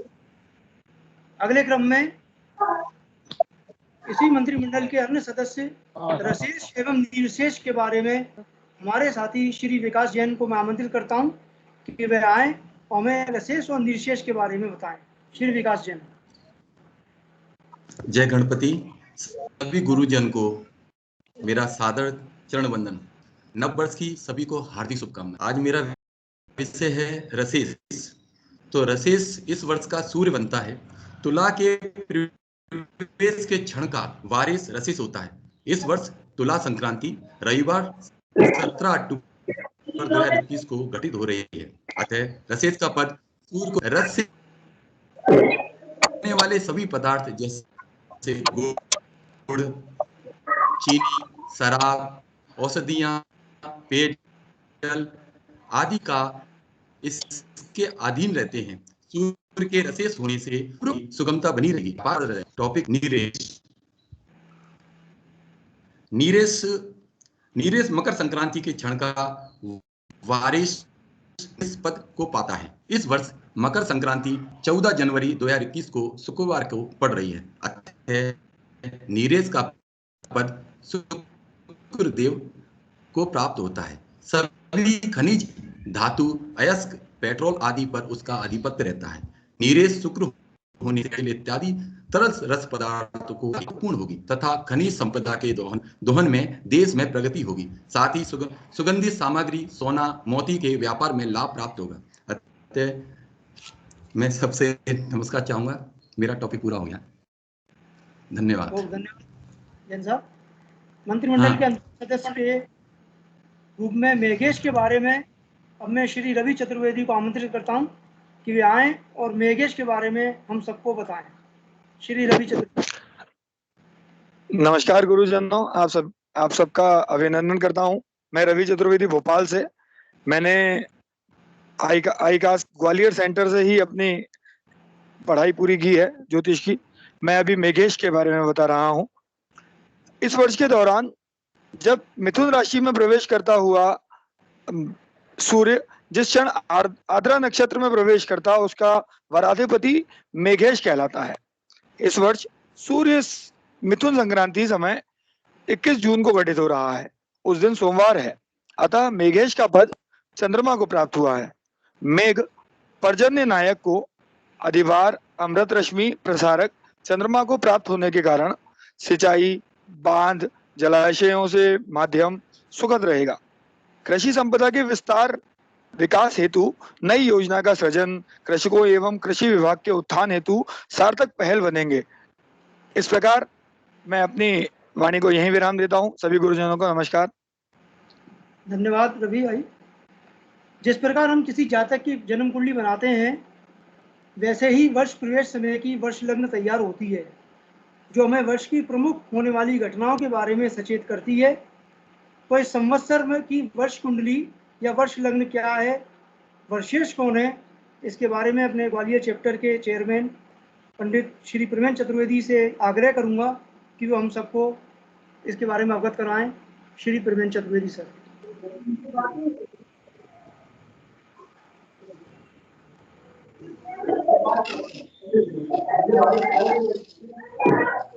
जय गणपति की। जय गणपति। किशोर सर अपना माइक म्यूट कर लेना, आपका माइक गड़बड़ कर रहा है थोड़ा। मुझसे पूछ रहे हैं? मैं विजय श्रीवास्तव जी। मुझे बोलना है कुछ? अभी सर बस थोड़ा सा आप बोल दें, उसके बाद आप बोल लेना जी। सबसे पहले मैं आचार्य समेन जी का अभिनंदन करता हूँ। जय गणपति का उद्घोष करता हूँ और आप सभी महानुभावों का स्वागत करता हूँ। मेरे सौभाग्य है कि मुझे आप इस मीटिंग में आपने मुझे बोलने का अवसर दिया। मेरा कहना यह है कि आप बहुत अच्छे से सारे के सारे लोग बहुत अच्छा परिश्रम कर रहे हैं। और जैसा कि हमारे शास्त्र में कहा गया है, स्तोम जन्यामि नव्यम, हम नए स्तोत्र की रचना करें। तो हम क्यों नहीं नया ज्योतिष गढ़ते, नया ज्योतिष की रचना करें, ऐसा मेरा आह्वान आप सभी विद्वानों को है। जब हम राजनीतिक और मौसम संबंधी भविष्यवाणियां करते हैं तो हमें ये देखना चाहिए कि आकाश में वास्तव में ग्रह उस नक्षत्र के आसपास है क्या। इसमें दिक्कत सिर्फ इतनी ही है कि आकाश में नक्षत्र असमान दूरी पर हैं और हमने अपने फलित में 13 अंश 20 कला की दूरी पर बनाए हुए हैं। मैं कुछ भी नया नहीं कह रहा। गर्ग मुनि ने कहा है कि नक्षत्र 3 तरह के हैं, असमान दूरी, 1.5 गुना दूरी और समान दूरी। भास्कराचार्य जी ने 790 8 विकला के अनुसार विभाजन किया है, 8 कला के अनुसार नहीं किया है। तो मेरा निवेदन यह है कि हम जब कोई नक्षत्र कहेंगे मंगल रोहिणी से युति कर रहा है, उस वक्त वो आगे पीछे होगा। अब थोड़ी सी बात और ये कहूँगा कि जब हम ये कहते हैं कि आर्द्र प्रदेश से हम वर्षा का अनुमान लगाते हैं, भाई आर्द्र प्रदेश तो उत्तर भारत में 21 जून को होता है। 2 जून के आसपास रोहिणी के सूर्य में केरल के क्षेत्र में प्रति वर्ष मानसून का आगमन हो जाता है। आप देख सकते हैं 2 जून के आसपास 1, 2, 3 जून को आगमन होता है। तो इसी प्रकार से हमारा निवेदन ये है कि आप इसको नए सिरे से विचार करें। जो हमारे आचार्यों ने दिया है, मनीषियों ने दिया है, वो एक मार्ग बताया, वो शिरोधार्य है, पर उससे आगे का मार्ग बनाएं और वास्तविक आकाश में जो नक्षत्र हैं उनसे अगर हम मिलान करेंगे तो हमारा भविष्य कथन 1000 गुना और अच्छा सामने आएगा। यही मुझे कहना है। धन्यवाद।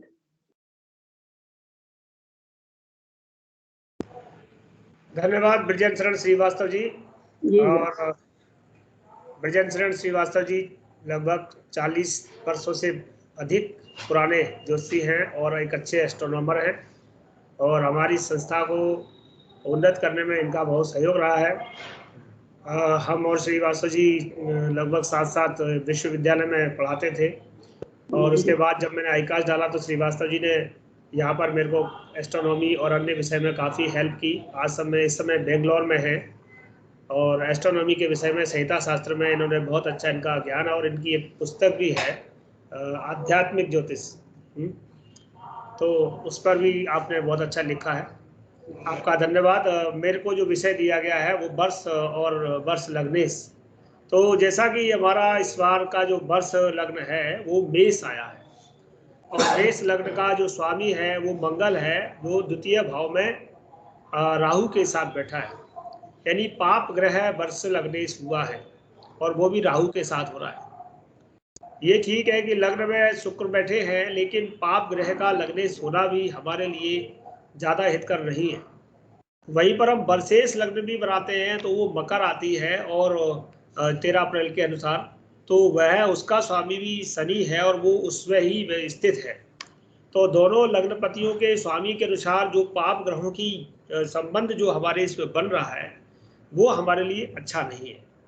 इसके कारण क्या होगा कि विश्वमंडल में जो है हम देखेंगे राजनीतिक और प्रशासनिक स्तर पे, सामाजिक स्तर पर, आर्थिक स्तर पर जो लाभांश होंगे उनमें कहीं ना कहीं कुछ समस्याएं आएंगी, क्योंकि शनि मंगल का जो सूत्रपात हुआ है, मिलन हुआ है, इसके कारण और बार बार आरोप प्रत्यारोप के कारण जो है बहुत सारी समस्याएं उत्पन्न होंगी। आर्थिक संपदा और मुद्रा कोष, बैंक, ये एक तरह से इनका भी व्यवहार जगत में जो है कुछ नए नए सूत्र बन के और इनमें गिरावट आएगी। बैंकों के क्षेत्र में जो है गिरावट आएगी, जिससे कि व्यवहार में जो है वो आर्थिक रूप से लोगों को बहुत कष्ट होगा। शिक्षा स्वास्थ्य की दृष्टि से भी बृहस्पति के पीड़ित होने का योग बना है और लग्न लग्नेश जो पीड़ित हो रहे हैं, तो ये क्षेत्र भी बहुत ज़्यादा पीड़ित होंगे और इस साल महामारी में भी वृद्धि का योग सामान्यतः दिखता है और जनहानि की संभावना भी दिखती है। तो देश देशांतर के राष्ट्र नायक सीमा संभाग सुरक्षा दृष्टि से परस्पर विरोधाभास रहेगा और आपस में विरोधाभास से ग्रसित रहेंगे और जो अयन चलन जो हम देख रहे हैं इसके कारण वर्ष पर्यंत अशांति का माहौल बहुत ज़्यादा रहेगा। और जो कि राक्षस नाम का संवत्सर भी है, और हमारा वर्ष लग्नेश और वर्षेश और लग्नेश दोनों पाप ग्रह हैं। इनके कारण इस वर्ष की जो आज के समय में जो अनुमान लगाया जा सकता है ज्योतिष के माध्यम से, वो बहुत ज़्यादा अच्छा नहीं आ रहा है। मेरे पास जो अपना विचार था, जो हमारे शास्त्र कहते हैं, वो मैंने रखा। आगे हमारा मार्गदर्शन, हमारे बीच हमारे बहुत सारे वरिष्ठ और हमारे राष्ट्रीय अध्यक्ष जी भी उपस्थित हैं और उपाध्यक्ष जी भी उपस्थित हैं, तो वो हमारा मार्गदर्शन जैसा भी करेंगे वो हमारा सभी सर्वधार्य होगा। जय गणपति की। गणपति के साथ धन्यवाद। कार्यक्रम की पूर्णता तब तक नहीं मानी जाती जब तक हमें हमारे बड़े लोगों का आशीर्वाद प्राप्त न हो जाए। इसी क्रम में हमारे बीच में उपस्थित आईकास के राष्ट्रीय उपाध्यक्ष श्री प्रदीप चतुर्वेदी से मैं आग्रह करूंगा कि वो हमको मार्गदर्शन प्रदान करें। श्री प्रदीप चतुर्वेदी सर। नमस्कार। आदरणीय शुक्ला सर का अभिवादन। हमारे गुरुवर हैं, राष्ट्रीय अध्यक्ष हैं। शुक्ला सर उपस्थित है मेरे ख्याल से, हाँ दिखाई पड़ रहा है सर। आपने शुक्ला सर आपकी मैं छवि देख सकता हूँ तो कुछ ताकत मिलेगी बोलने के लिए।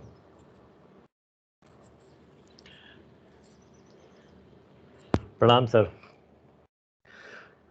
क्योंकि सर ये तो म्यूचुअल है, आपकी ओजस पर चेहरा देख के कुछ ताकत मिल जाती है। मेरा असमंजस ये है कि मेरे से पहले वाले वक्ता इतना अच्छा बोल गए हैं और बाद में जो आने वाले हमारे गुरुवर हैं जो और अच्छा बोलेंगे, तो मैं तो बीच में एक सैंडविच की तरह हूँ। तो एक सही मायने में रास्ता ये निकल सकता है कि मैं सबको साधुवाद दूँ, नववर्ष की शुभकामनाएं दूँ और चुपचाप से निकल लूँ ताकि आप लोग शुक्ला सर को सुन सके और मुझे ज़्यादा बोलने का मौका ना मिले। मैंने आप सबको सुना। ग्वालियर चैप्टर का ये सौभाग्य है कि पंडित प्रवीण जैसा विद्वान कर्मकांडी ब्राह्मण, इस समय आपको ब्राह्मण और जो पुरोहित बहुत मिल जाएंगे, पर उनको कर्मकांड का ज्ञान कितना है इस पर एक प्रश्न रहता है। संस्कृत का विद्वान और कर्मकांड में माहिर, और मेरे तो सर 18-20 साल से संबंध हैं उनके, और हमारे यहाँ पूजा बिना इनके श्लोकों के पूरी नहीं होती है। तो हमने तो ये माध्यम नया निकाल लिया है कि साथ में नहीं तो वर्चुअल सही, तो हमसे ऑनलाइन पूजा करवा लेते हैं और ये सारा खर्च भी उठाते हैं। तो मैं एक पुरोहित के कर्ज से दबा हुआ हूँ, तो इसलिए मैं चाहता हूँ कभी कोई कर्ज चुका भी दूँ वहाँ पर। बट प्रवीण जी की ज्ञान और उसमें कोई कमी नहीं है। आप बाकी सारे फैकल्टी मेंबर्स ने जो आज बोला है, प्रवीण जी आप साधुवाद के पात्र इसलिए हैं कि जो काम मैं नहीं करा पाया एज ए चैप्टर चेयरमैन, वो आपने करवा लिया है अपने फैकल्टी मेंबर से। मैं आज तक अपने फैकल्टी मेंबर्स को नहीं प्रवोक कर पाया बोलने के लिए, पर आपने इन लोगों को इतनी क्षमता दी कि इन्होंने बिना किसी संकोच के बोलना शुरू किया। तो गलतियां हर एक व्यक्ति कर सकता है, पर बोलेंगे नहीं तो सुधार। सर इसमें सर किशोर सर की मेहनत है। नहीं, पर आपका मार्गदर्शन तो कहीं ना कहीं है। आप लोग और जितने संयमित प्रोग्राम कराया है, सबको पहले से तैयार करके रखा हुआ था। तो आप सब साधुवाद के पात्र हैं, क्योंकि कमांडर तो अभी आप ही हैं, आप ही का नाम लिया जाएगा। बाकी तो सब आपके सहयोगी अच्छा कार्य कर रहे हैं, सब साधुवाद के पात्र हैं। ज्योतिष शास्त्र की मुझे मालूम नहीं गुरु जी क्या बोलेंगे आगे आने वालों के बाद। इस कोरोना के पीरियड में सारे ज्योतिषी फेल हुए हैं, डॉक्टर्स फेल हुए हैं, ज्योतिषी फेल हुए हैं। किसी ने आज तक कुछ नहीं बोल पाए कि कब समाप्त होगा, कब इसके अंदर कमियां आई। जैसे ही बोलते कम होने वाला है, मेरा अपना अनुमान था कि जब बृहस्पति मकर राशि में आया था तभी प्रॉब्लम हुई थी, और संवत्सर शुरुआत हुआ था 23-24 मार्च को पिछले वर्ष, और उसके बाद ही प्रॉब्लम हुई थी। तो ये संवत्सर ख़त्म होते होते एक इसको चीज़ों को लेके जाएगा, पर ख़त्म होने से पहले फिर एक बार फिर बढ़ गया, शुरू हो गया। तो इस पूरे प्रकरण में ज्योतिष शास्त्र फेल तो नहीं कहूँगा, पर अभी तक असंभव को संभव बनाने में सक्षम नहीं हो पाया है। तो कहीं ना कहीं हमारे रिसर्च में कमी रह गई है, कहीं हमारा एक मेहनत कमी रह गई, जो कि हमें बहुत करनी चाहिए अभी वहाँ पर। बाकी लोगों को पता नहीं, पर हम लोग चूँकि आईकास में रह के एक अच्छे रिसर्च करने के लिए, और आप जैसे लोगों का एक सानिध्य होता है, आप लोग करना चाहते हैं तो आप लोग कर भी सकते हैं। मैं केवल एक ये अनुरोध करूँगा कि हम लोगों को कोशिश करना चाहिए कि जो चीज़ें हमें दिखाई नहीं पड़ती, उनको देखा कैसे जाए, ये जानना बहुत ज़रूरी है। ये दिमाग में मेरे हमेशा रहता है कि रिसर्च करना आसान कार्य नहीं होता है। मुझे मालूम है कि आप सब लोग पार्ट टाइम काम कर रहे हैं, फुल टाइम नहीं है, पर जिस काम को लिया है, चाहे वो पार्ट टाइम हो या फुल टाइम, अगर उसमें पैशन नहीं होगा तो रिजल्ट सामने नहीं आएंगे कभी। वहाँ पे हमने अगर पार्ट टाइम भी लिया है और ऑनरी भी लिया है तो हमें भी उसको उतनी शिद्दत से करना चाहिए जितनी हम बाकी और काम करते हैं। इन्हीं को सोचते हुए मैं ऐसा सोचता था कि कहीं ना कहीं आएगा। आप लोगों ने भी जगत कुंडली और संवत्सर कुंडली के बारे में बताया। बहुत सालों के बाद ऐसा हुआ है कि संवत्सर कुंडली और जगत कुंडली के बीच में बहुत कम अंतर रह गया है। तकरीबन 36 घंटे के अंतर पे ही दोनों ही परिवर्तन आए हैं। संवत्सर 12 अप्रैल को 8 बजे सुबह हुआ और मई संक्रांति कुछ 36 घंटे के बाद 14 तारीख को सुबह 2 बजे हुई थी वहाँ पे। प्रेमेन जी कह रहे थे कि मंगल और शनि दोनों ही क्रूर ग्रह हैं, अशुभ ग्रह हैं, जिनके कारण इसे फल आ सकते हैं। पुराने शास्त्रों के अनुसार आप सही हैं, हम भी सही हैं, पर अगर आज के दिन की हम दिनचर्या देखें तो अक्सर हम बोलते हैं 6, 8, 12 भाव खराब है। अगर 12वां भाव आपका प्रबल नहीं होगा तो विदेश यात्रा नहीं होगी, और आज के दिन में हमारे सब बच्चे विदेश जाने के लिए उत्सुक रहते हैं। 6ठे भाव में अगर प्रबल नहीं होगा तो आपको लीगल और जुडिशरी में ज़्यादा बेनिफिट नहीं मिलेंगे, नेता नहीं बन सकते वहाँ पर। तो हर भाव की एक संभावनाएं अच्छी और बुरी दोनों होती हैं, पर आज की वर्तमान के देशकालपात को देखते हुए देखा जाए तो जब तक अशुभ ग्रह, मेलेफिक ग्रह पावरफुल नहीं होंगे तो सफलता नहीं मिलेगी। मैं मैनेजमेंट के पॉइंट ऑफ व्यू से देखा जाए तो एक तनाव या स्ट्रेस को के 2 अंग हैं, यू स्ट्रेस और डी स्ट्रेस। तो तनाव या स्ट्रेस हुए बिना सफलता नहीं मिल सकती है। अब ये आपकी काबिलियत के ऊपर है कि कितने को आप लेवल को यू स्ट्रेस में रखते हैं और कब वो कन्वर्ट होता है डी स्ट्रेस में। मैं 2 साल अफगानिस्तान भी रहा, काबुल में रह के आया, मैंने वहाँ नोटिस किया वहाँ किसी को स्ट्रेस नहीं है। तो आज के दिन में अफगानिस्तान सफल नहीं है। बिना तनाव के, स्ट्रेस की आप सफलता प्राप्त नहीं कर सकते हैं वहाँ पर। तो अशुभ ग्रह आपको ये इंडिकेट करते हैं कि आपको अब सफलता प्राप्त करने के लिए मेहनत करनी पड़ेगी। और संवत्सर कुंडली में लगन में मंगल है। मुझे एक वो हादसा याद आया है कि केदार साहब जब जीवित थे 2001 में पार्लियामेंट में अटैक हुआ था, और पहली गोली जो निकली थी वो मेरे से केवल 3 फीट पीछे से निकली थी। मैं बिल्कुल उसके नज़दीक में था। मैं अपने कमरे में गया, मेरे पास एक छोटा सा सॉफ्टवेयर था पुराना सा कोई, उसको मैंने क्लिक किया, कुंडली बनाई और एक ही फ़ोन कर पाया था। मैंने केदार साहब को फ़ोन किया कि सर पार्लियामेंट पर अटैक हो गया है और इस समय की कुंडली ये है। सुबह 11:40 का समय था, उस समय की कुंडली बताई थी। केदार साहब ने एक ही चीज़ पूछी थी कि मंगल कहाँ पर है। बोले सर मंगल लगन पे है। बोले अगर मंगल लगन पे है तो जो आतंकवादी हैं वो मारे जाएंगे, आप सब सुरक्षित हो। तो यह एक सूत्र था केदार साहब का, जो कि बहुत सही मायने में सच भी हुआ। मंगल लगन में बैठा है मीन्स कि देश के हित में, क्योंकि भारत की कुंडली भी तौरस लगन की है, सप्तम भाव को देख रहा है, तो भारत के जो विरोधी हैं वो कहीं ना कहीं इस समय मंगल के या भारत के एग्रेशन के प्रभाव से शांत होकर रहेंगे या पराजित होंगे वहाँ पर। तो हमारा प्रयास ये होना चाहिए कि हम लोग वो चीज़ देखें, हर बुराई में अच्छाई ढूंढने की कोशिश करेंगे तो सब मिल जाएगी। ज्योतिष शास्त्र भी यही कहता है, क्योंकि शुक्ला सर भी हंस रहे हैं और मैं भी ज्योतिष और मैनेजमेंट को मिलाने की कोशिश करता हूँ। मैनेजमेंट की जगह पढ़ा था मैंने कि डेस्टिनी को हर आदमी कोसता है। वो ऐसा व्यक्ति है जो हर आदमी से गाली खाता है कि मेरी भाग्य खराब है, पर वो डेस्टिनी के लिए उन्होंने ट्री बनाई है। वो कहते हैं destiny is a crop coming from character, character is a crop coming from habit, and habit is a crop coming from the action. पर मैंने एस्ट्रोलॉजी कहता है कि मैनेजमेंट से किस तरह पढ़ के कि action is also a crop coming from thought, and thought has 2 ingredient, positive और negative. If we think negative, thought is negative, destiny will be negative. We can't get the positive destiny. And if we think positive, we get the positive destiny. So that is a basic thumb rule of the astrology, ज्योतिष शास्त्र, कि आप अपने अंदर कितने बली हैं, आध्यात्मिक बल कितना प्राप्त कर सकते हैं अपने अंदर आप, वही आपकी डेस्टिनी बनाता है और कोई नहीं बनाता है वहाँ पर।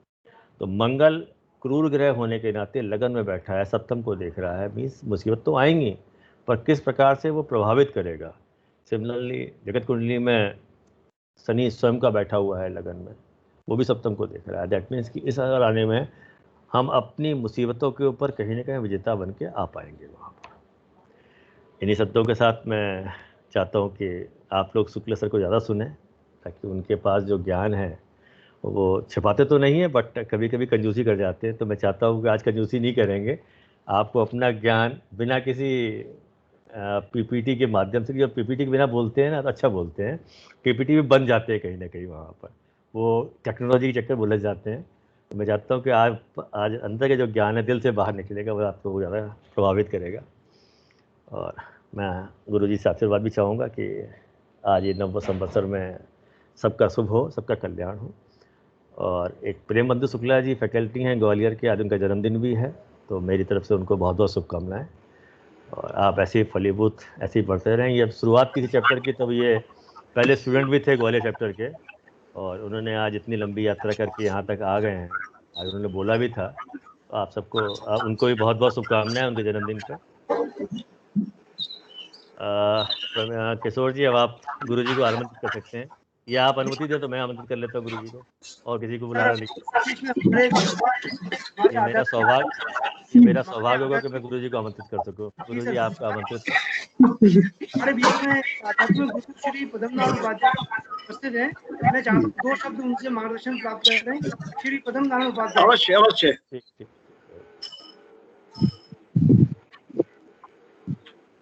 सभी ज्ञानी जनों को मेरा नमस्कार, और आदरणीय शुक्ला जी और प्रदीप जी का अभिनंदन है, स्वागत है, वंदन है।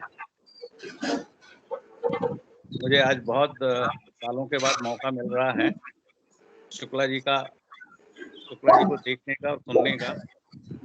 मैं उनका बहुत बड़ा प्रशंसक हूँ, उनका नाम बहुत मैंने सुना है, और उन्हीं के नाम के कारण जो उन्होंने गीता ज्योतिष लिखी थी, मैंने ज्योतिष सागर के पूरे 33 जो अंक थे वो एक साथ खरीदे। और मुझे इतना अच्छा लगा, क्योंकि मैं अध्यात्म का विद्यार्थी तो ज्योतिष का भी हूँ। मैं ग्वालियर का ही रहने वाला हूँ, ग्वालियर निवासी हूँ, और प्रवीण चतुर्वेदी मेरे अनुज हैं वो। और मुझे बड़ी खुशी होती है कि मेरे अनुज को आप सब लोग इतना आशीर्वाद देते हैं, स्नेह करते हैं। पदम जी, रोकने के लिए समझ आऊंगा, अनुज नहीं है, आपके गुरु भाई हैं वो। तो अच्छा रहेगा। गुरु भाई नहीं है, मेरे पिताश्री उनके गुरु थे। आप गुरु भाई मेरे हैं उनके ना? उनके गुरु थे, तो मेरा छोटा भाई हुआ वो। संबंध तो है, ज्योति जैसा है, संबंध तो है, अच्छा है। प्रदीप जी को इसलिए मैं साधुवाद दूंगा कि प्रदीप जी के अथक प्रयास से ग्वालियर में आईकास की क्लासेस शुरू हुई, और उन्होंने प्रवीण को मोटिवेट किया इसके करने के लिए। जरा अपना वीडियो ऑन कर लिया, आपका मुखारबिंद देख सकूं, अपना वीडियो ऑन कर लीजिए जरा सा। अच्छा।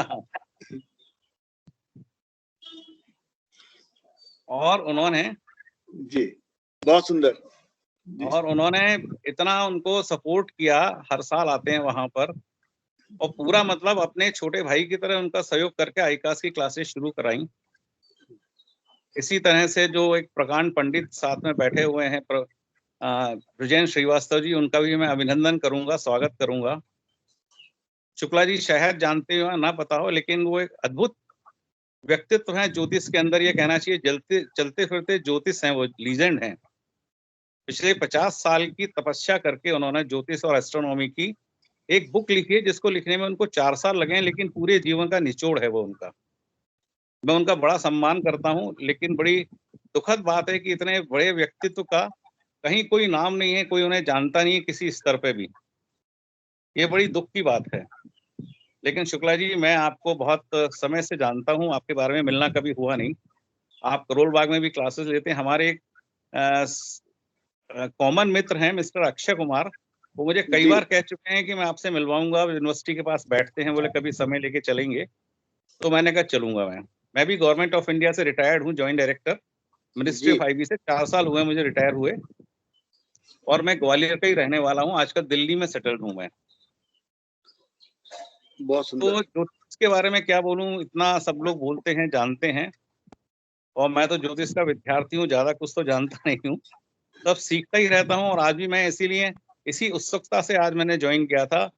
प्रवीण जी को बोला था कि मैं जरूर ज्वाइन करूंगा। मुझे हालांकि ज्वाइन करने में आधा घंटा लग गया, क्योंकि टीम मुझे ज्वाइन नहीं कर पा रहा था कि मैं आप लोगों को सुनूं, और मैं आपको सुनने के लिए बड़ा लालायित हूँ।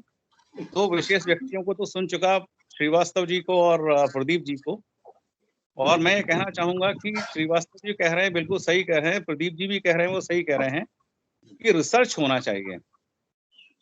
मेरा ऐसा मानना है कि जो सर्च होना था, जो खोज होना था, वो तो ब्रह्मांड में है। अब उसको हमें रिसर्च करना है। हम कोई भी चीज नई उत्पन्न नहीं कर पाते। मैं आध्यात्मिक तौर पे बता रहा हूँ कि ब्रह्मांड में जो भी है वो पहले से है। हमको बस उसको देखने के लिए दिव्य दृष्टि, उसको लेने के लिए दिव्य दृष्टि और अपने परिश्रम की जरूरत होती है कि हमारा कितना परिश्रम है। सारे जो भी वैज्ञानिक हैं, जो भी वैज्ञानिक खोज करते हैं, तो वो कोई नई चीज नहीं ला रहे हैं। जो ब्रह्मांड में पहले से मौजूद है वही आपके सामने प्रस्तुत कर रहे हैं। और ज्योतिर्विज्ञान अपने आप में इतना अनूठा विज्ञान है कि इसके अंदर समय काल परिस्थिति के अनुसार हम नई नई चीजें ला सकते हैं, बता सकते हैं। पिछले जमाने में जो ऋषि मुनि हमारे कह गए थे, जो हमें मार्गदर्शन दे गए थे संस्कृत के अंदर, मुझसे ज्यादा तो शुक्ला जी बहुत इसके अच्छे से जानते हैं, वो समय काल परिस्थिति के अनुसार ठीक था। लेकिन आज हम देखें तो सब कुछ बदल गया है। किसी को अगर हम उसके व्यवसाय के बारे में या नौकरी के बारे में शिक्षाएं बता रहे हैं, पुराने जमाने के जो सूत्र हैं, और आज आप देखें तो एक तो 8 सिलेबस हैं IIT के अंदर, तो ये सब हम लोग बता रहे हैं। पहले जमाने में कोई भी पति पत्नी की शादी से पहले अगर पत्रिका मिलाता था तो सिर्फ गुण मिला देता था, क्योंकि बाकी वो भी नाम से, क्योंकि जन्मपत्री बहुत कम लोगों की होती थी। हमेशा राजा रजवाड़ों के, बड़े लोगों की होती थी, छोटी जनों की कोई जन्मपत्री नहीं होती थी। और उस समय बाल विवाह हो जाते थे। ना तो कोई तलाक नाम की चीज थी, ना किसी के बारे में योग्यता के बारे में थी। और आज हम शुक्र कहाँ बैठा हुआ है, राहु कहाँ बैठा हुआ है, तलाक होगा, पति पत्नी का संबंध ये हो जाएगा, सब देखते हैं। ये समय काल परिस्थिति के अनुसार बदलता चला जा रहा है। तो मेरा भी ये सोच है, निर्णय है कि हम सब लोग मिलके इसको नई दिशा के अंदर ले जाएं, और उसका मार्गदर्शन हमारे श्रीवास्तव जी, प्रदीप जी और शुक्ला जी जैसे लोग हैं वही कर सकते हैं। इस मार्गदर्शन करें हमें कि नए ढंग से कैसे हम लोग इसमें आगे बढ़ें। एक मेरा पर्सनल विचार है श्रीवास्तव जी से, इससे मेरे कई बार उनसे बात हो चुकी है, कि हमारे यहाँ ज्योतिष के अंदर सबसे बड़ी कमी है कि हमारे पंचांगों का एक रूपता ना होना और समय के अनुसार उसमें संशोधन ना होना। इसकी वजह से फलित में बहुत दिक्कत आती है।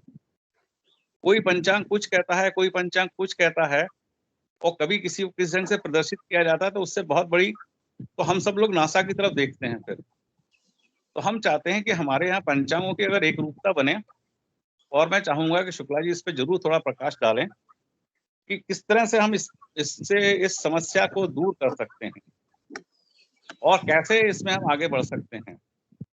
बाकी तो सब लोग नवीन संवत्सर के बारे में बोल चुके हैं। एक 2-4 लाइनें मैं बोलना चाहूंगा जो मैंने समझा इसको। हालांकि ये मेरा मतलब कहना चाहिए कि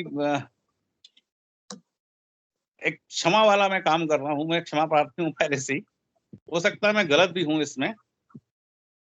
विक्रम संवत 2078 में राक्षस नामक संवत्सर होने के कारण साधु संत सन्यासी मठाधीश जो विद्वान ज्योतिषगण हैं, जो किसी भी क्षेत्र में विद्वान हैं, जो ब्राह्मण हैं, कर्मकांडी हैं, के साथ अत्याचार होने की संभावना है, उनके ऊपर किसी प्रकार के चाहे मानसिक रूप से चाहे उनके सामाजिक रूप से हमले भी हो सकते हैं। और इसी संवत्सर में जितने भी ढोंगी पाखंडी लोग हैं, जो ढोंग और पाखंड में चाहे ज्योतिष हो चाहे कर्मकांड है, और जो उनको मानने वाले ढोंगी और पाखंडी विद्वान समझते हैं, वे ढोंगी पाखंडी ही पूजे जाएंगे। विद्वान ईमानदार व्यक्ति विद्वान गण जो हैं वही विद्वानों को सम्मान देंगे। जैसे कि बताया कि इस वर्ष का राजा मंगल है, मंत्री भी मंगल है, और जैसे प्रदीप जी ने डाला था, प्रकाश डाला था इसके ऊपर कि कोई भी ग्रह जो क्रूर ग्रह कहे जाते हैं, और 6, 8, 12 भाव के बारे में उन्होंने बताया था। एक्चुअली ग्रह कोई भी खराब नहीं होता, ऐसा मेरा सोच है। वो कहाँ प्लेस है उसके हिसाब से वो फल देता है। तो मेरा इसमें मानना है कि राजा मंत्री है, मंगल भी मंत्री है, मंगल है, तो युद्ध की आशंकाएं और भितरघात होने के चांसेस बहुत ज्यादा हैं। जैसे कि आतंकवादी हमले ज्यादा हो सकते हैं, या जो पास के लोग हैं, चीन हुआ है, पाकिस्तान, जो भी कुछ हुआ उससे हमें कुछ प्रॉब्लम्स हो सकती हैं। और जैसे बताया गया था कि मंगल से संबंधित चीजें जो भी हैं, जैसे आप जमीन को ले लें, भवन को ले लें या धन धान्य ले लें, उनके भाव हमेशा तेज रहेंगे। और दूसरी बात एक सबसे बड़ी मैं बताने वाला हूँ कि बड़े बड़े महानगरों में जो रहने वाली जनता है वो बड़ी दुखी रहेगी। और जैसे कोरोना के बारे में प्रदीप जी ने कहा, तो मेरा तो ऐसा मानना था, मैं अपने सब लोगों से कहता भी था, कोरोना इतनी जल्दी जाने वाला नहीं है। चाहे वो उसको अब वो इस संसार में नहीं है इसलिए उनके बारे में कुछ कहेंगे नहीं। विजय दारू वाला जी जो थे, उन्होंने जून में भविष्यवाणी की थी कोरोना चला जाएगा, लेकिन बड़े दुखद समाचार है कि कोरोना से वो खुद चले गए, कोरोना नहीं गया। तो कोरोना जो है, ऐसी बीमारियां अभी खत्म होने वाली नहीं है। समय के ग्रह के हिसाब से थोड़ा सा इसमें कमी आएगी, ज्यादा आएगी, और अभी नया म्यूटेंट हमें देखने की जरूरत पड़ेगी। और उस नए म्यूटेंट की वजह से हम लोगों को काफी परेशानी का पूरा 2021 बल्कि 22 भी इससे ग्रसित रहेगा। और साथ साथ प्राकृतिक आपदाएं आने के बहुत ज्यादा चांसेस, जैसा अभी हम देख रहे हैं कि जगह जगह आग लग रही है, एक्सीडेंट हो रहे हैं, बेवजह आग में लोग परेशान हो रहे हैं, जल रहे हैं, जिसका कोई मतलब नहीं है। इस तरह की प्राकृतिक आपदाएं, जिसमें अभी भूकंप भी आने के चांसेस हैं, भूकंप भी आ सकता है, वो रहेगा। और दूसरा क्या है कि जो छोटे छोटे डाकू होते हैं, लुटेरे होते हैं, सड़क पे लूट करने वाले, मारधाड़ करने वाले, इनका बहुत ज्यादा वर्चस्व रहेगा। वैसे भी आजकल अगर पेपर पढ़ें खोल के तो यही मेन न्यूज होती है, कहाँ पर किसने किसको लूट लिया, कैसे उसको कर लिया, कैसे साइबर ठगी चल रही है, करोड़ों रुपया ठगा जा रहा है। आप सोचिए, मतलब इतना ज्यादा, मैं 64 साल की उम्र में मैंने कभी ऐसा नहीं देखा था, इतनी ज्यादा सड़कों में मारधाड़, चोरी, लुटेरी, ठगी सब चलने लगी है। ये बहुत बड़ी बात है। और कई तरह की दूसरी नई बीमारियां भी आ सकती हैं, चाहे कोरोना ही म्यूटेंट हों के बदले, जो डॉक्टरों के समझ से परे हो। ये मेरा एक छोटा सा अनुमान है, हो सकता है मैं गलत भी हूँ। बाकी आप सब लोग मुझसे ज्यादा समझदार हैं, महानुभाव हैं, जैसा आप कहेंगे वो ज्यादा मार्गदर्शक रहेगा और सही रहेगा बजाय मेरे। मैं सब लोगों को धन्यवाद देना।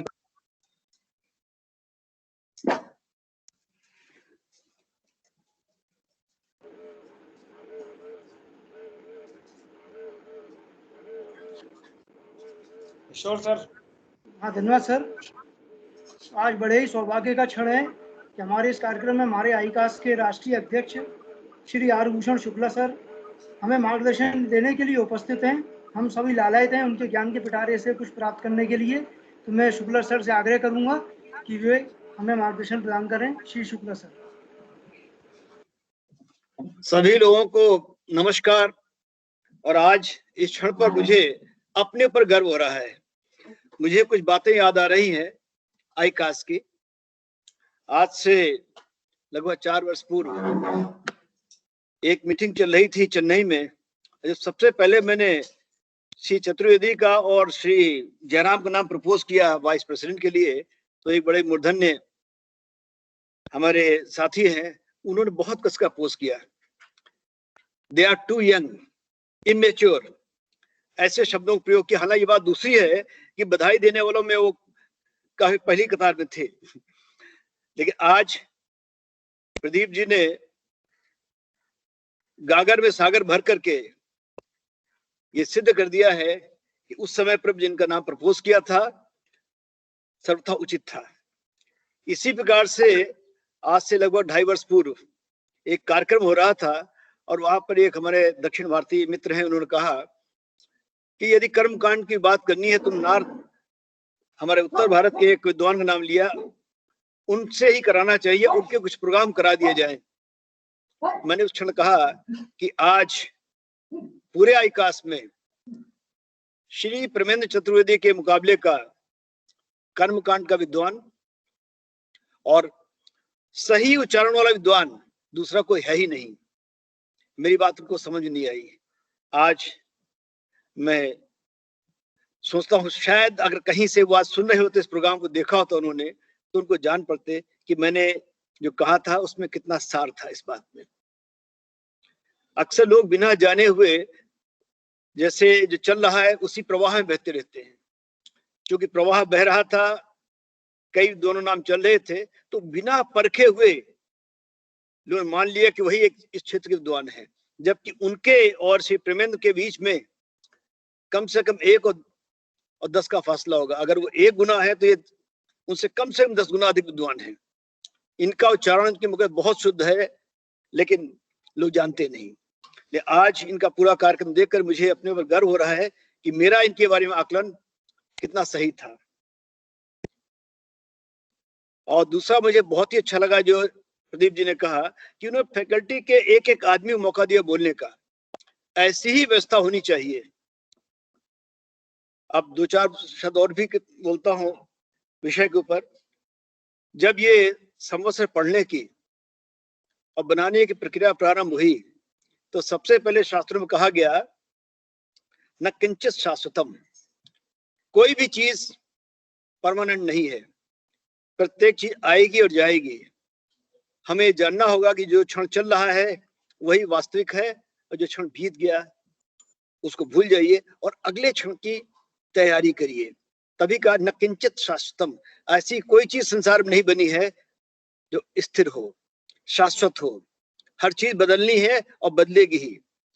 लेकिन जब आप वर्तमान को स्वीकार करना सीख लेते हैं तब शायद कहीं आपको आनंद आता है। आनंदः अस्ति स्वीकृति। जब आप वर्तमान को स्वीकार करना प्रारंभ करते हैं उसी क्षण आनंद आ जाता है। और बड़ी सुंदर बात कही हमारे विद्वान मित्र ने, सब ग्रह तो सभी अच्छे होते हैं, कोई ग्रह खराब नहीं है। ये सबसे पहले राजा बलि ने यही प्रश्न उठाया था शुक्राचार्य से, सब कौन सा ग्रह अच्छा है कौन सा खराब है। तो जो उत्तर उन्होंने दिया था आज क्षण में उसको रिपीट करूंगा कि अमंत्रम अक्षरम नास्ति। ऐसा कोई अक्षर नहीं है जिसका मंत्र के रूप में प्रयोग न होता हो। आप नहीं जानते हैं, ये आपकी कमी है, आपकी क्षमता में कमी है। तो अमंत्रम अक्षरम नास्ति, नास्ति मूलम अनौषधम। और ऐसी कोई जड़ नहीं है किसी पौधे की, झाड़ी की, पेड़ की जिसकी औषधि नहीं बनती हो। अयोग्य पुरुषो नास्ति, यहाँ पुरुष शब्द ने प्रयोग किया प्रत्येक कर्ता के लिए। प्रत्येक वो चीज जो कार्य करे, चाहे ग्रह हो, चाहे मनुष्य हो या कोई अन्य व्यवस्था। तो अयोग्य पुरुषो नास्ति, ऐसी कोई चीज नहीं जो अयोग्य हो। योजका तत्व दुर्लभा, हमको अच्छे मैनेजर नहीं मिलते। जो मैनेजमेंट की बात प्रदीप जी कह रहे थे, अगर आप अपने रिसोर्सेज का प्रॉपर यूज करना सीख लें तो प्रत्येक व्यक्ति कार्य कर सकता है। तो उसी प्रकार से अगर आप प्रत्येक ग्रह का महत्व समझ लें और उसका प्लेसमेंट कहां पर है, उस प्लेसमेंट को देखते हुए हम इससे कैसे अच्छे से अच्छा फल ले सकते हैं। अगर ये चीज सीख लिया आपने, फिर वो 6, 8, 12 भाव है या 1, 5, 9 है, इससे कोई फर्क नहीं पड़ता। आपको शायद आश्चर्य हो जान करके कि जो योग परमहंसों को होता है, सिद्धों का होता है, वही योग पागलों का भी होता है। बहुत ही थिन बॉर्डर लाइन दोनों के बीच में है। फर्क यह है कि दोनों ही अचेतन से जुड़े हुए हैं, दोनों ही अपनी अचेतन की ऊर्जा से कार्य कर रहे हैं। एक ही ऊर्जा आपको दिख रही है, एक दिख नहीं रही है, लेकिन दोनों ही जुड़े हुए उस अव्यक्त से हैं। व्यक्त संसार में है ही नहीं, दोनों ही उस अव्यक्त के पुरुष हो गए। तो जब तक उस अव्यक्त के बारे में जानेंगे नहीं, आपको लगेगा ये चीज खराब है, ठीक नहीं है। जिस क्षण आप उस अव्यक्त को जान जाते हैं उसी क्षण से परे जाते हैं। तो इस व्यक्त और अव्यक्त, इन दोनों की महिमा को समझना, पंचांग को समझना है और ज्योतिष को समझना है। व्यक्त का संसार जिसमें शुक्र पूरा घेरे हुए है, शुक्र के माध्यम से अव्यक्त के संसार समझते हैं, और अव्यक्त का दुनिया पूरी की पूरी बृहस्पति के गाइड हो रही है। तो दोनों ही गुरु हैं, लेकिन ये व्यक्त और अव्यक्त दोनों ही हमारे अंदर ही हैं। एक देव गुरु है, एक दैत्य गुरु है। तो वो देव और दैत्य दोनों ही हमारे अंदर हैं। जिस समय पर मन के विकार जोर मारते हैं, राक्षस जोर मारते हैं, तो उस समय पर दैत्य गुरु बार बार आदमी हारता है, मृत संजीवनी जिंदा करते हैं और पुनः उन्हीं विकारों में लिप्त हो जाता है। लेकिन जब अव्यक्त संसार से जुड़ता है तो देवों से जुड़ता है, अपनी दैवीय ऊर्जा से जुड़ता है और दूसरी यात्रा प्रारंभ हो जाती है। मुझे भगवत गीता के एक और श्लोक याद आ रहा है, बहुत ही सुंदर श्लोक है भी, और जो आज के इस प्रसंग में लागू हो रहा है कि गत संगत से मुक्त से ज्ञानावस्थित चेतसा यज्ञाय आचरत कर्म समग्रम प्रविलीयते। यूं तो इसका अर्थ बहुत साधारण है कि जिस व्यक्ति ने अपने मन के मोह से मुक्ति पाली और अपने बंधनों से मुक्ति पाली और अपनी बुद्धि को चेतना से जोड़ दिया, उसका प्रत्येक कर्म यज्ञ के बराबर हो जाता है। और यज्ञ क्या होता है? यज्ञ कर्म समुद्भव। जब शास्त्रोक्त कर्म करने लगते हैं आप, जब विहित कर्म करते हैं तो वो आपके कर्म ही यज्ञ हो जाते हैं। तो ये तो हुआ इसका साधारण सा आध्यात्मिक अर्थ, लेकिन इसका ज्योतिषीय अर्थ जो है वो बहुत सुंदर है, बहुत ही सुंदर अर्थ है इसका। अभी मैं इसको पूरा अर्थ ये कैसे निकला नहीं बता पाऊंगा, किसी और अवसर पर इसका अर्थ दिखाऊंगा। लेकिन जो इसका प्रासंगिक है वो ये है कि जिस समय पर नवम भाव में बृहस्पति स्वतंत्र रूप से विद्यमान हो जाए, मीनिंग उसके ऊपर किसी और का दुष्प्रभाव न हो, उस समय पर वही बृहस्पति आपको अच्छे निर्णय करने की क्षमता देता है। वही बृहस्पति धर्म के आचरण बढ़ावा देता है, वही शनि। और वही शनि ऐसे ऐसे कर्म कराता है जो अभूतपूर्व होते हैं। अब यही शनि, जैसा प्रदीप जी कह रहे थे, अगर हम वृषभ लग्न को लेते हैं तो नवम भाव में अकेला बैठा हुआ है। इससे पहले ये बृहस्पति के साथ था, उससे पहले औरों के साथ में था। ये लगातार आक्रांत रहा, स्वतंत्र रूप से कार्य नहीं कर पा रहा था। अब वो स्वतंत्र हुआ है, और ये स्वतंत्र होने के बाद ये शनि कुछ अभूतपूर्व करके दिखाएगा। उसी प्रकार से मंगल का लग्न में जाना, प्रदीप जी काफी कह चुके हैं। मैं इसमें दो बातें खाली और ऐड करूंगा। एक, ये मंगल वहां से चौथे भाव और आठवें भाव को भी एक्टिवेट कर रहा है। हालांकि कहने वाले कहेंगे साथ में राहु भी है, लेकिन राहु की अपनी विशेषता है कि दूसरे के भाव को जान लेना, दूसरा ग्रुप क्या कर रहा है जान करके उसके अंदर जाना और वहां से भेद निकाल कर लाना। तो अगर इन दोनों को जोड़ दिया जाए तो मैं तीन बातें बताना चाहूंगा आपको। नंबर एक, इस वर्ष भारत कुछ विशेष शोध करेगा, ऐसी शोध जिनके कारण पूरे विश्व में भारत का नाम होगा। हमारे छात्र कुछ नई खोज करेंगे, हालांकि कुछ छात्रों का अनरेस्ट भी होगा। उसको डील करने के लिए सरकार को थोड़ी कठिनाई भी आएगी, लेकिन अंततः उसको कंट्रोल कर लिया जाएगा और अल्टीमेटली हमारे अपने स्टूडेंट्स विज्ञान के क्षेत्र कुछ बहुत अच्छा कर सकेंगे। विज्ञान के क्षेत्र में, और जब विज्ञान कहता हूं तो मेरा मतलब बड़ा क्लियर कट है, in the field of biology, in the field of mine, archaeology, इनमें कुछ बहुत ही विशेष करके दिखाएंगे। कई बार ऐसी स्थितियां बनेंगी कि शायद युद्ध हो जाएगा, पर हो नहीं पाएगा। क्यों? कारण मैंने वही बताया कि ये मंगल राहु की युति है। हमें हमारे विरुद्ध क्या षड्यंत्र हो रहा है, कहां पर, उसके बारे में सूचना पहले ही मिल जाएगी।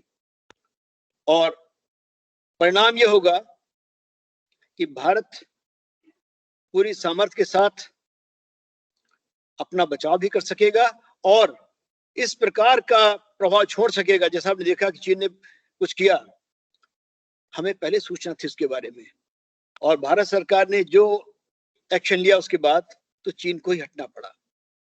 तो इस प्रकार की संभावनाएं कई बार फिर बनेंगी इस वर्ष में, और प्रत्येक बार भारत सरकार को उसके बारे में पहले से जानकारी हो जाएगी और भारत सरकार बड़े प्रभावी कदम उठाने में सफल होगी।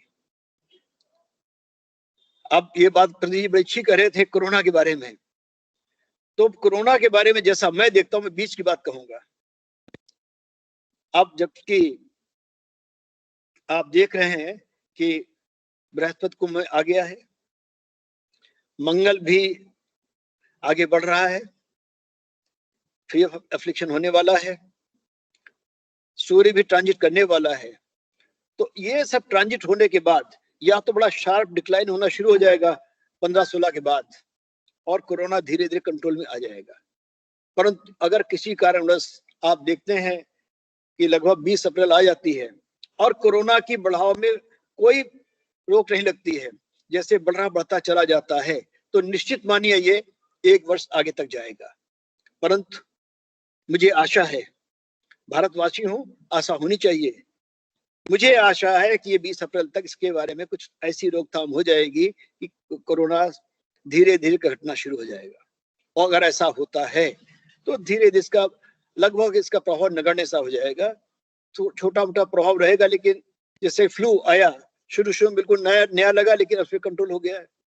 जब सबसे पहले डेंगू आया था, डेंगी लगा जैसे पता नहीं दुनिया बदल जाएगी, लेकिन धीरे धीरे डेंगी के हमने प्रभावशाली कदम उठा लिए, अब से कोई समस्या नहीं हो रही है। ऐसे ही जब किसी जमाने में चेचक आई थी, लगा ये पूरी दुनिया समाप्त कर देगी, लेकिन उसके वैक्सीनेशन प्रॉपर आ गए और आज चेचक से कोई डरता नहीं है। तो उसी प्रकार से अगर ये 15 से 20 के बीच में कोरोना में धीरे धीरे बढ़ोतरी दर कम होती चली गई, तो निश्चित तौर पे खत्म हो जाएगा और धीरे धीरे इसके बारे में प्रभावशाली कदम उठा लिए जाएंगे और लोग भूल जाएंगे। ये जरूर सत्य है कि जो वायरस आ जाता है वो कहीं ना कहीं पड़ा रहता है, विज्ञान की बात है, तो मैं इसको नकार नहीं सकता हूँ। चेचक आज भी है, डेंगू आज भी है, फ्लू आज भी है, इससे डरना समाप्त हो गया। उसी प्रकार से एक ऐसा अवसर आ जाएगा कि हमको इस कोरोना से डरने की अवस्था नहीं रह जाएगी। लेकिन बहुत कुछ डिपेंड करेगा, ये 14 से लेकर 20 अप्रैल के बीच का समय है। ये समय ही निर्धारित करेगा कि हमारा अगला वर्ष कैसा जाएगा, और उसके हिसाब से ही हम लोग आगे सोच करके ये निर्णय कर सकेंगे कि अल्टीमेटली हम कहाँ खड़े हैं और क्या होगा। इसी प्रकार से भगवत गीता का एक संदेश और बड़ा स्पष्ट सा है, अनाश्रितः कर्म करोति यः। जिस समय पर हम अपने कर्म को आश्रयहीन करके निरत पहुंच करना प्रारंभ कर देते हैं, तो हम स्वतः ही उस स्टेज पहुंच जाते हैं जिसके लिए भगवान ने कहा है, सन्यासी च योगी च न च निरग्नि च अक्रियः। वो योगी नहीं है जिसने अग्नि का त्याग किया है, वो सन्यासी नहीं है जिसने क्रियाओं को त्याग दिया है। उनका वास्तविक योगी सन्यासी हो जिसने वास्तविकता को समझ लिया और उसके बाद में अपने कर्मों को निर्लिप्त कर लिया। जब ऐसी स्टेज आती है तो समस्त ग्रह, समस्त नक्षत्र आपके फेवर में काम करना शुरू कर देते हैं। हमारे ऋषि मुनि जो हुआ करते थे, वो ग्रहों के हिसाब से बदलते नहीं थे, कर्म इस प्रकार से करते थे कि यज्ञाय आचरत कर्म समग्रम प्रबलीयते, फिर सभी कर्मों को नष्ट कर देते थे। यानी जो ग्रहों का दुष्प्रभाव आ रहा है समग्रम प्रबलीयते, वो पूरा पूरा नष्ट हो जाता था। तो धीरे धीरे हमें ऐसी आध्यात्मिक उन्नति करते हुए उसी स्टेज पर पहुंचना जहां पर हम दावे से कह सके कर्म समग्रम प्रविलीयते, कि सभी को हम नष्ट कर सकते हैं। और ये प्रदीप जी ने बड़ी अच्छी बात कही, शोध होनी चाहिए, बिल्कुल सही कहा। और इसमें बार बार हम कोशिश करते हैं, लेकिन अनफॉर्चुनेटली लोग लगे हुए हैं। अब तो बहाना मिल गया है कोरोना का, कि क्या करें, कोरोना है, हम ये नहीं कर पा रहे हैं, कोरोना इसलिए वो नहीं कर पा रहे हैं, बाहर निकल नहीं पा रहे। लेकिन जब कोरोना नहीं था तब भी लोगों की रुचि शोध में नहीं थी। एक ही लोग रुचि है, गए, पढ़ाया, घर आ गए। मैंने कई बार कहा कि प्रत्येक महीने में फैकल्टी मीटिंग हो और वो डिस्कस करें कि हमने इस महीने क्या किया, क्या नई चीज सोच पाए और उसको सर्कुलेट किया जाए। परंतु बार बार कहने के उपरांत भी वो जागृति नहीं आ रही है। अब हर चीज की एक्सपायरी होती है, मेरे भी अध्यक्ष पद की एक्सपायरी आ रही है। मैं अगले अध्यक्ष के लिए एक लिफाफा छोड़ के जाऊंगा कि भाई इसको ध्यान रखिएगा, पहला काम ये शोध भी कराइएगा। जब तक तो शोध नहीं करते बाकी सब बातें कहने की रह जाएंगी, पूरी नहीं होंगी। कि जैसे कि भगवत गीता से बड़ा न्याय क्या होता है, लोग कहते हैं इसका संदेश है do thy duty, reward is not your concern. जबकि भगवान ने कहा है कर्मण्येव अधिकार, यानी कर्मणि एव अधिकारः ते, ये आपका अधिकार है, कर्तव्य नहीं है, कोई ड्यूटी नहीं आपके कास्ट की गई है, एक राइट दिया गया आपको कर्म करने का। वैसे हम सबको एक राइट मिला हुआ है, अधिकार मिला हुआ कि हम कर्म करें, शोध करें, आगे बढ़ें। मां फलेश कदाचन, फल हमेशा अनिश्चित रहेगा, अनसर्टन रहेगा। वो theory of uncertainty applies everywhere, यहां भी अप्लाई करेगी। और जाते हैं तो लास्ट में एक बात और, जैसे प्रदीप जी कह रहे थे, इस कुंडली में एक विशेषता और भी है कि बृहस्पति कुंभ राशि में 10वें स्थान पहुंच रहा है, वहां से चतुर्थ को, सेकेंड को और सिक्स्थ को देखेगा। कुंभ का बृहस्पति जिस प्रकार से दूसरे, छठे और चौथे भाव को कवर करता है, एक्टिवेट करता है, तो कोई कारण नहीं है कि हमारे फाइनेंशियल सेक्टर में उन्नति न हो, हमारे डिफेंसेस मजबूत न हो, और घर में अच्छा कंट्रोल, अच्छा शासन, अच्छी डिसिप्लिन न हो, कोई कारण नहीं है। कुंभ का बृहस्पति इंश्योर करेगा ये सब चीजें हों। तो सिर्फ दो बातें मैं देख रहा हूं इसमें, तीन रादर। एक, नवम भाव में शनि का होना, जैसे मैंने कहा था कि गत संगत से मुक्त से ज्ञानावस्थित चेतसः यज्ञाय आचरत कर्म समग्रम प्रविलियते। ये शनि अकेला ही काफी है, कर्म समग्रम प्रविलियत। जो भी बाकी दुष्प्रभाव नजर आ रहे हैं दूसरे ग्रहों के, इनको अकेले ही छीण कर सकता है, नष्ट कर सकता है।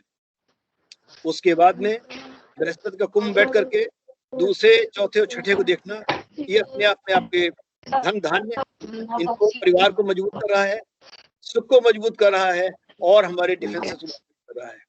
मंगल लग्न में आकर के को प्रबल कर रहा है, तो शोध होंगी, इसमें अनरेस्ट होगा, और किसी न किसी तरीके से मेरा ये मानना है कि सरकार कानूनों को भी कंट्रोल करने में सफल हो जाएगी।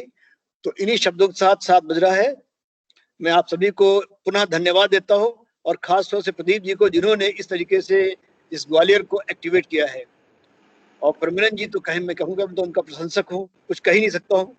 लेकिन आज उनके साथ साथ मैं देखा इनके ये साजन शुक्ला जी, के चतुर्वेदी जी, श्रीवास्तव जी, सभी लोगों ने बहुत अच्छा दिया। वो बाकी 2 हमारी विदेशी महिलाएं भी थी, महादेवियां, उनके नाम मैं भूल गया हूँ, सभी ने बहुत अच्छा किया है, सभी साधुवाद के पात्र है। तो इसलिए जय गणपति, बहुत बहुत धन्यवाद, नमस्कार। बहुत बहुत धन्यवाद सर। किशोर, 1 मिनट के लिए गुरु, ये असुष्टता है कि शुक्ल सर के बोलने के बाद कुछ बोला जाए, पर सर एक ही चीज कह सकता हूँ, जो चीज मैं बोलना चाह के भी नहीं बोल पाया, आपने मेरा दिमाग पढ़ लिया और वो शब्दों में प्रयोग करके बोल दिया। तो कहीं ना कहीं एक अदृश्य दोनों की मानसिक ट्यूनिंग है। सर, जो केदार साहब को फिर याद करता हूँ कभी कभी मैं, इसीलिए कि जो उन्होंने शुरू में बताया था कि जब भी ग्रह गोचर में आता है, शनि या बृहस्पति राशि परिवर्तन करते हैं, तो इनको 15 से 20 दिन चाहिए होते हैं सेटल होने के लिए, उसके बाद अपने फल देते हैं।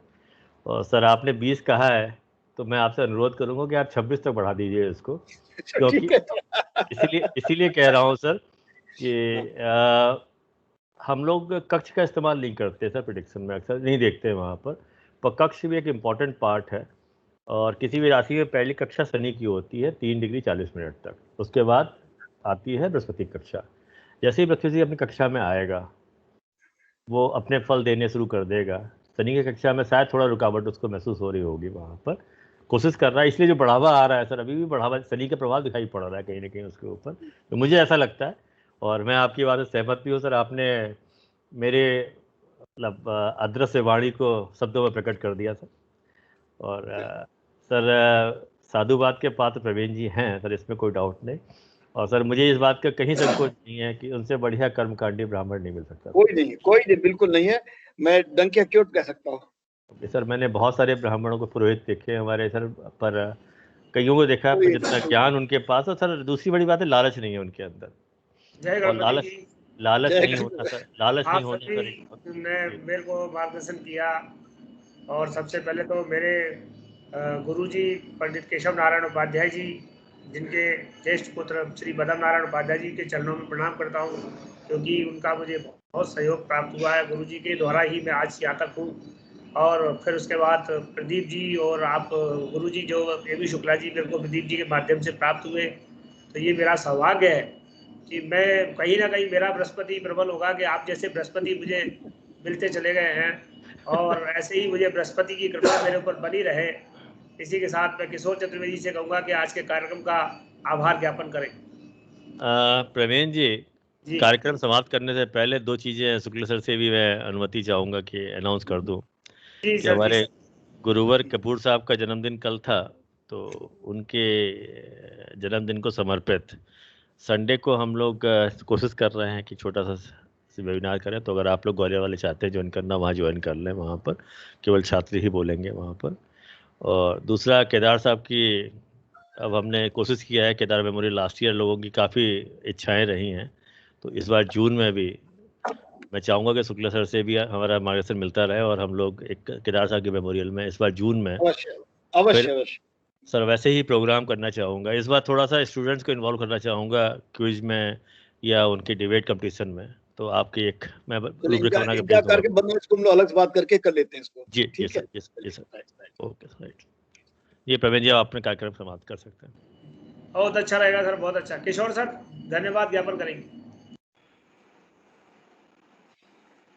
अंत में मैं आज इस कार्यक्रम में उपस्थित सभी महानुभावों का विशेष तौर पर हमारे राष्ट्रीय अध्यक्ष श्री ए.वी. शुक्ला सर, हमारे राष्ट्रीय उपाध्यक्ष श्री प्रदीप चतुर्वेदी सर, हमारे बीच में उपस्थित श्री पद्मनाभ उपाध्याय सर, श्री विजेंद्र श्रीवास्तव सर, अभी दर्शित श्री ब्रिगेडियर शर्मा सर और सभी महानुभावों का और हमारे गुरुवर प्रवीण चतुर्वेदी सर का, जिन्होंने इस कार्यक्रम को आज मूर्त रूप प्रदान किया। और मैं सभी ग्वालियर चैप्टर के फैकल्टी और स्टूडेंट की तरफ से आभार प्रदर्शन करता हूं। धन्यवाद। जय गणपति। सर्वे भवन्तु सुखिनः, सर्वे सन्तु निरामयाः, सर्वे भद्राणि पश्यन्तु, मा कश्चित् दुःखभाग् भवेत्। ओम शांति शांति शांति शांति। जय गणपति, जय गणपति, जय गणपति, जय गणपति, जय Ganpati. Thank you very much sir. जय गणपति, धन्यवाद सर। रहा और